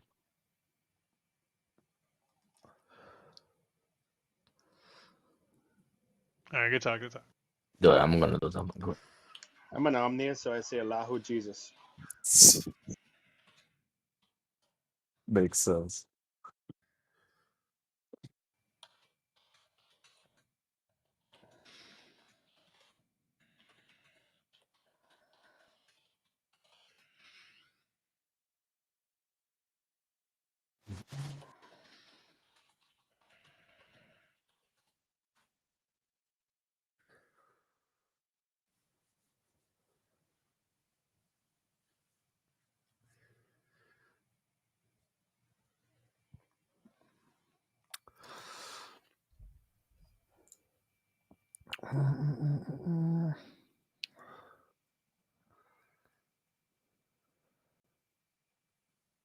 Yo, anyone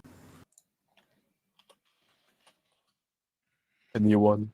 Okay, he left. Anyone here? This is sort of a tech issue. I don't know if you guys want to talk about some other topic, but anyone here know how to connect an Xbox One controller to your PC? Mine isn't connecting. And you want to hear like some tech?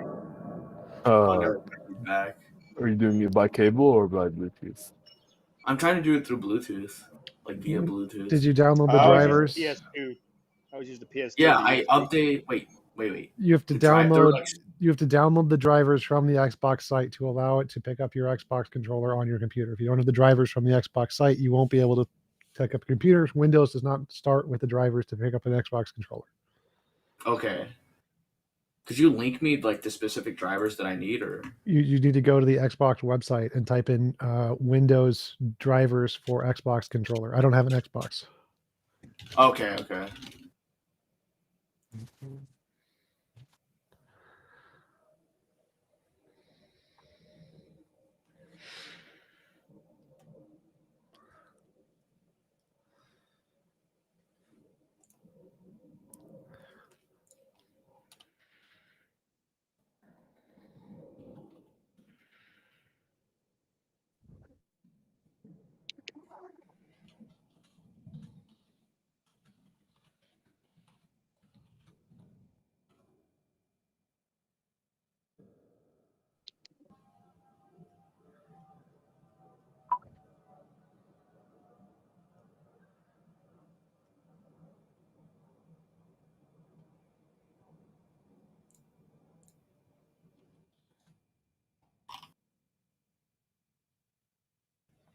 You could also get a Cronus Zen, and then you can plug in any controller into any console.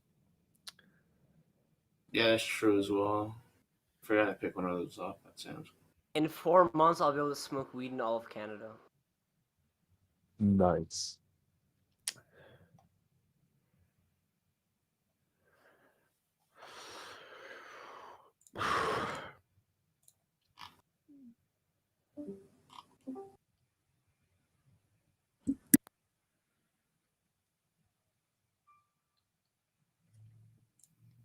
Just trying So to. I'm looking. I can't really controller. find. Okay, so basically, it's just like telling me to uninstall, and this is from the fucking Microsoft website. I have to uninstall the USB driver and device manager, and then right after that, install the generic driver. What Xbox controller have you got? Because if it was an Xbox One. original Xbox One controller, it doesn't have wireless. Can you guys No, shut the fuck it's up? not an original Xbox One controller. Okay. Nobody cares about your Xbox. By the way, the Bluetooth. Is that works. Mango? The Bluetooth works. The only problem, because I tried it on like my laptop. Why are we talking about Xbox? What? So it works on your laptop but not your Yeah, my desktop. I don't know what it is. Yeah, so it probably is something to do with the drivers. All right, Mango, give me your best argument for God. Let's go. There's equations everywhere. Equations for God? I love to see that. How would you describe God? As an As imaginary an thing. intelligent being that created the universe. Is that your explanation or is that your ego's explanation? That's the most all-encompassing definition that people use. Is that your ego's explanation or your explanation? God is a potato. Prove me wrong. God has no explanation. Because he doesn't exist. No, not because he doesn't exist. It's because he cannot be explained by mere mortals like But yourself. you didn't give an explanation. You didn't ask for an explanation. You asked for a definition. Is that definition not good enough or what? There is no definition. You cannot explain God. You cannot define God at all. Mm-hmm. The minute you define God, the minute you define God, you instill parameters, and when you instill parameters, you're basically saying that God is limited. Wait, so I have a question. God exist? I I got a good question. Wait, Abel, Somehow you're able to just to not describe what's outside the system, yet you're able to identify what's outside the system. Yeah, like how does that work? You can only describe things in existence. God is beyond existence. Okay, so if God is beyond existence, one sec. If God is beyond existence, does that mean he doesn't exist? Yes, he doesn't exist, but he also exists. Oh, that doesn't make any sense. If it does exist. Abel, do you believe the very act? Exactly, he can't be defined. Wait, That's give why me it a doesn't make second, sense, dude. 'cause it can't be Wait. defined. I know you're an Anglo and you want to talk Hey, about you shut the fuck up, you fucking Xbox motherfucker. Listen, yeah, I can fix my Xbox and still BTFO you at the same Nobody time. cares about your Xbox. Do you believe, right, that the very act of verbalizing, right, God, right, doesn't that necessarily reduce his omniscience or him being an Exactly, that's what I'm omnipotent? saying this entire time. That goes against your argument, right? That he's outside of existence because we're using language as a means to identify God, right? That means he has to be, right? I'm not identifying God at all. Well, you using the word God that necessarily needs a definition for the word God. Yeah, exactly. So what is that? No, that doesn't mean no. It's just a label. A label for what? I love potatoes. Who knows? It could be anything, to be honest. Wait. So God is a potato pie, right? It could be a If it can be anything. Understand the reason why we use language, Abelink? I don't think he does. It can't be a potato pie because a potato pie is part of existence. Mm-hmm. And he can only be things that doesn't exist. It can only be things that exist but also don't exist. And what are those? What are things that exist or don't exist? Yeah. You seem to have exactly. a category You can't describe it, right? You can't describe it, right? Exactly. That's what I'm trying to say. It's like you can't describe God. It's impossible. But you are. You're saying that as God. What is? So something that exists and doesn't exist, would that be God? Like that no, limits that's God. Something that's undescribable. That's just something that's undescribable. Yeah, exactly. Something that doesn't exist because it can exist and not exist. No, it exists, but also doesn't exist. So that's called non-standard logic. There's a specific logic that describes that. Exactly. It's beyond logic. It's beyond all Right. So there's a thinking. non-standard logic which describes that, which means if God exists and doesn't exist, then he can be described by non-standard logic, and therefore he's not God. Yeah, aren't you making assertions describing something undescribable? Because look, God will let you be homeless. God will let you jump off a bridge. God will let you, kill people in the subway like he did in New York. Well, doesn't that mean he's logical? If he lets me do those things, then he must exist. No, because he does exist and he doesn't. So then you can't let me do those things. This just sounds like describe God. If you describe God, he's just fucking high, bro. That's the only thing. Oh no, this is Mango. If you guys haven't heard, this is Mango. Mango has the craziest beliefs. Yes, Yeah, I believe that Mango's people should be enslaved. Yeah, Mango's a clown, so I wouldn't pay attention to him too much. So I think black people should be enslaved. Who agrees? Put your hands up. And would you be part of those people or what? Because I'd love that. Yes. Yes, he would. Nice. He has admitted to that. He was pro his own slavery. Of course. Wait, is it like a sex thing or is it just like? No, if I'm black and lazy, yeah, for sure. Sign me up. Well, man. Mike QQ, are there other atheists in the community or online that you know that want to start some type of atheist church you've been talking to? Yeah, I've talked with a bunch of people who are down for it. Like me, Steve from Murdershed Steve said he'd be down to help. There's a lot of people who posted on Facebook saying they wanted to help with it. So there are a number who are interested. And I've gotten a decent amount of support for it financially. So I'm working on it.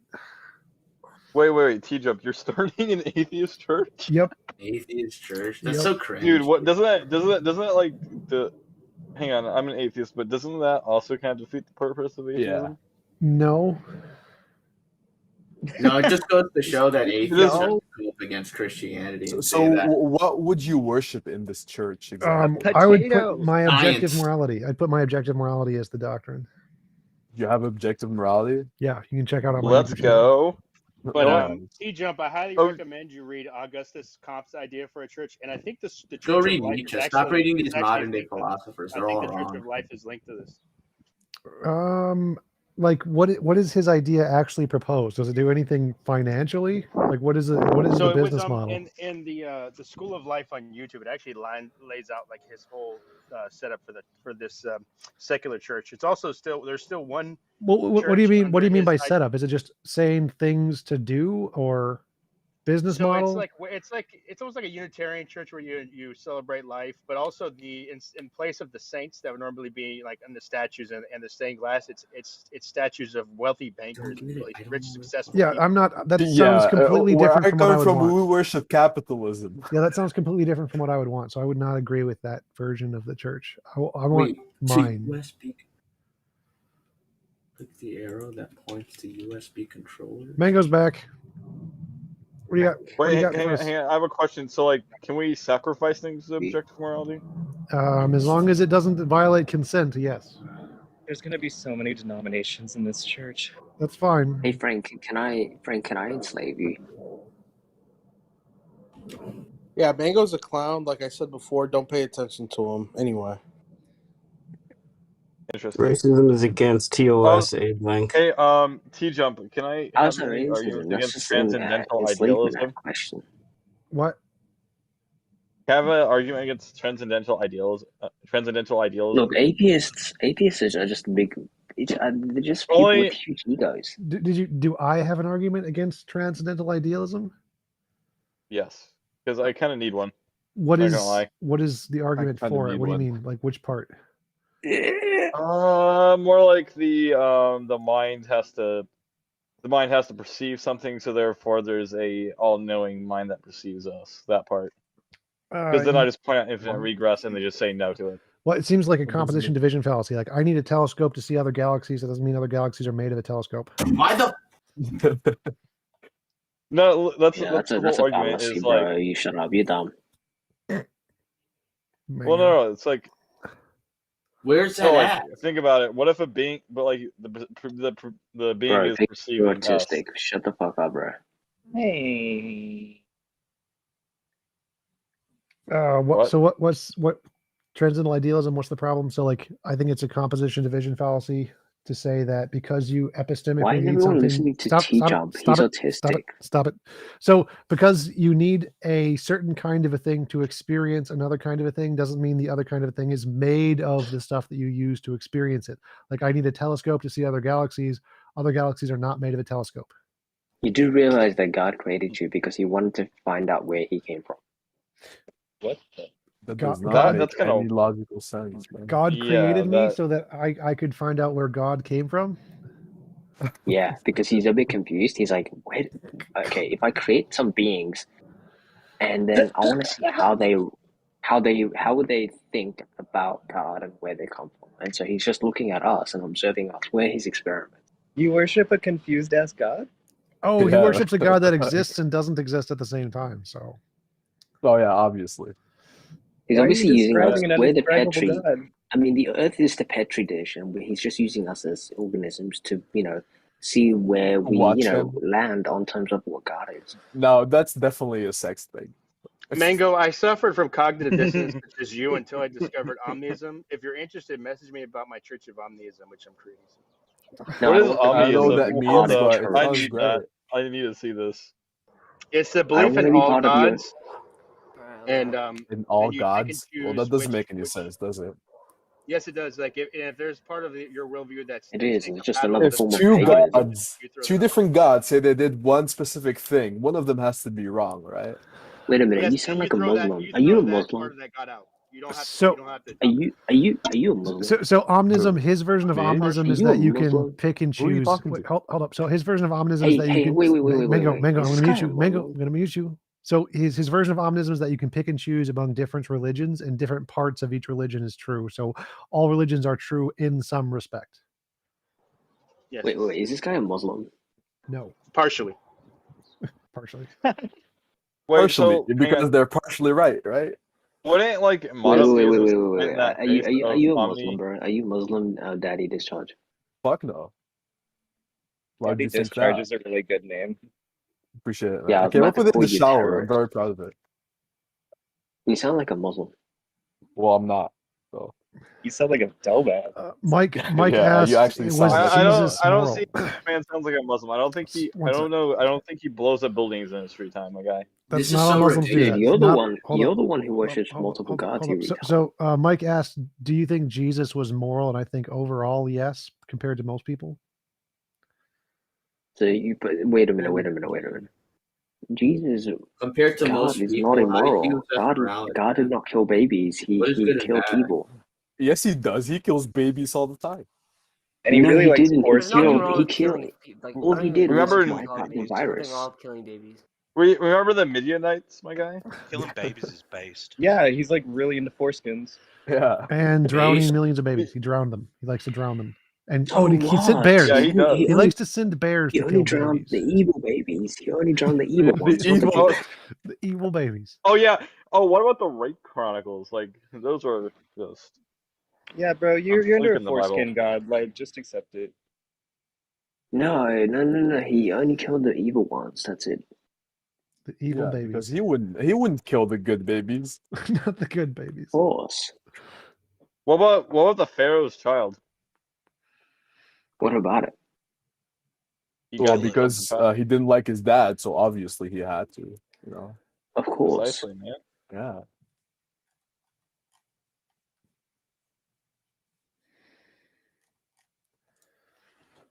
Yeah. Obviously, if he doesn't like when I'm farming potatoes, he can always kill my child.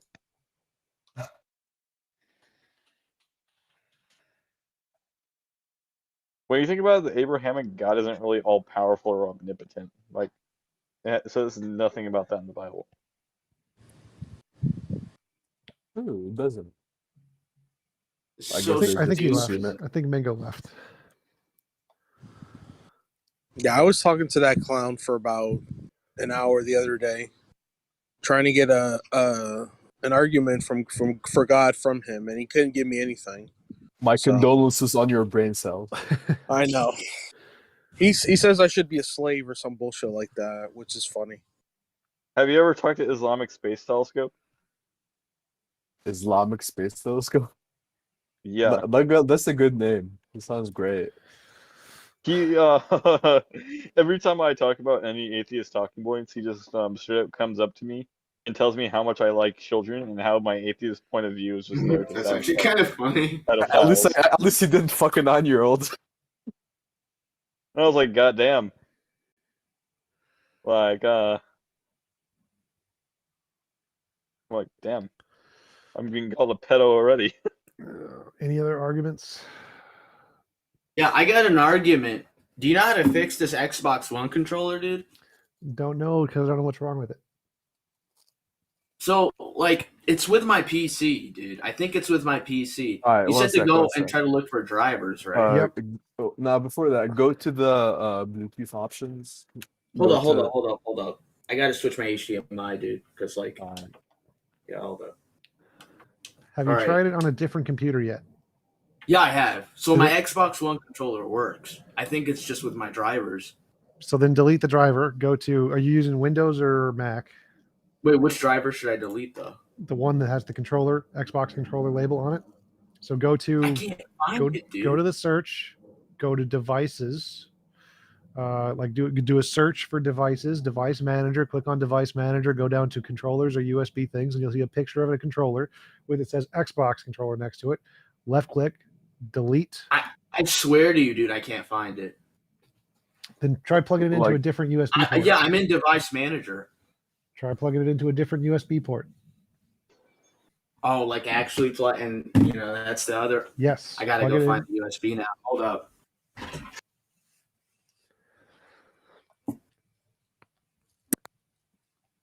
Hey, TJump. Hey. What's the craziest thing in the Quran? I don't know. Also, which one has more killed babies or killed? The Old Testament. More foreskins. Old Testament has the most killed babies. Old Testament or the Quran? Old Testament Bible. Old Testament Christian Is Bible. that Torah. the hair rod? The Torah. The Torah. I always hear God questions literally complaining drowned the planet and had millions of drowned babies. That is true. For real, why did he really do that? Like, just because a lot of people were bad. The angels were he just fucking kills humans everyone? and shit. I think it was because they were sacrificing babies. I think that was the point. They were sacrificing babies, so he decided to sacrifice all the babies at once. No, for real. No, for real. Yeah, the Zeraphim. Yeah, you were- can't sacrifice more babies than me, No, bitch. he did it because he did it because the Angels found the change team section.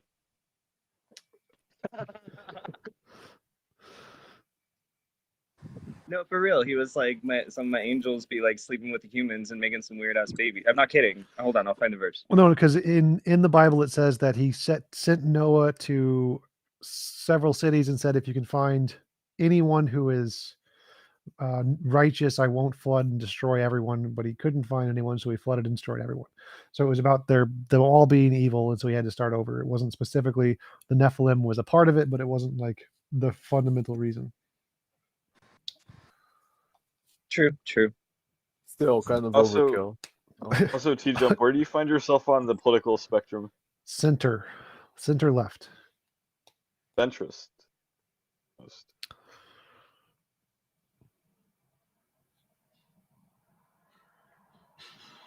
So I'm like a classical All liberal, right. like Sam Harris and Bill Maher and Richard Dawkins. So like a libertarian. No, that's not left. No, that's like far right. Libertarian is far right. Dude, Yes. sorry to cut you off. Yes, libertarians are far right. I thought conservatives were like the far side. Like libertarians are like a form of conservatism because they want low government involvement, low laws to limit things. Libertarians need help. Like they need mental health. And so the conservative part of having low numbers of laws and little change to those things, that's why libertarians are more into the conservative camp than the liberal camp, because the liberal camp is more help people make laws, social security, healthcare, welfare. And both libertarians and Republicans want to get rid of that. Socialism is based. Well, Nah, fascism is based. so mixed Hitler is economies based. are not socialism. The left is not socialist. That's the super far left. Like most economies are not socialist. They're mixed economies, which are good. Mixed economies good, socialism bad. I agree. Mixed economy. Hey, we all know anarchy. Anarcho-capitalism. Anarcho-fascism is the way. Anyway, yo, TJump. Anarcho-fascism? What even is that? That's like a contradiction in and of itself. Just an oxymoron. No, look, dude. If libertarian, what was it again? Libertarian communism. If that's a thing, if that exists, then I'm not even joking. I've actually met libcons. If that exists, then anarcho-fascism can exist. Okay. Yeah, those both seem like contradictions to me. Yeah, like anarcho-fascism.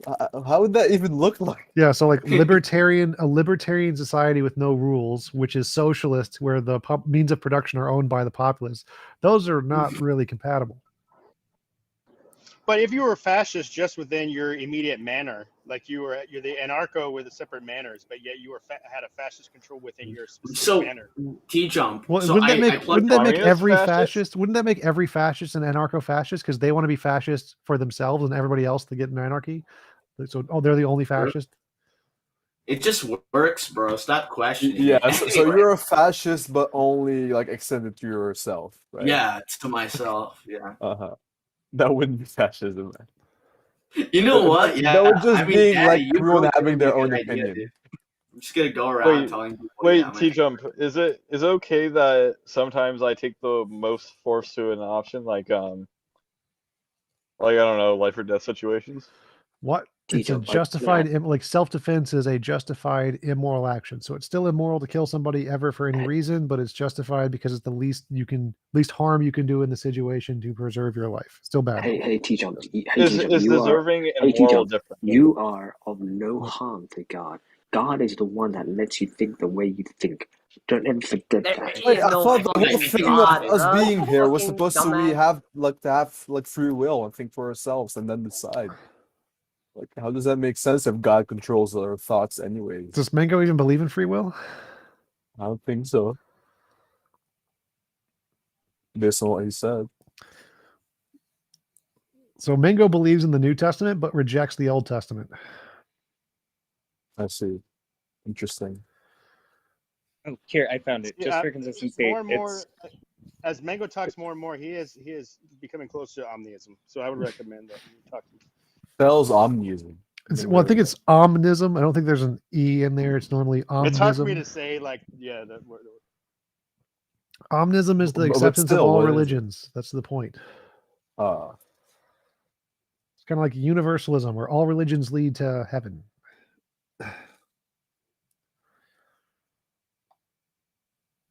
kind of dumb though. Because you literally have religions that tell you if you follow another religion, you go to hell. Like, Yes, so it's selective. It says that they are all trying to lead you to heaven, even though they're contradictory texts. The contradictory texts are not true. They all lead you to heaven. But see, I would drop the part that says you cannot worship other gods. I would take that part out. I'd drop most of it and just say science. Yeah, like that would be the good Bible. The Bible says science, period, end of text.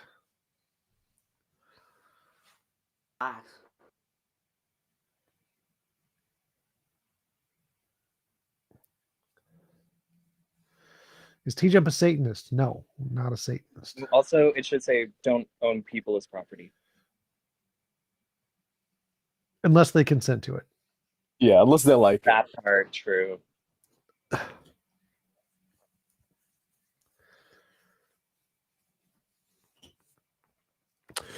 All right, guys, I'm going to get some food. Thank you for showing up to the live stream and the debate today. People in the YouTube chat and the after show, people in the TJump Discord section of politics. Thanks for showing up. I'll see you guys later. Peace out. All right, Good luck. Peace out, Tom.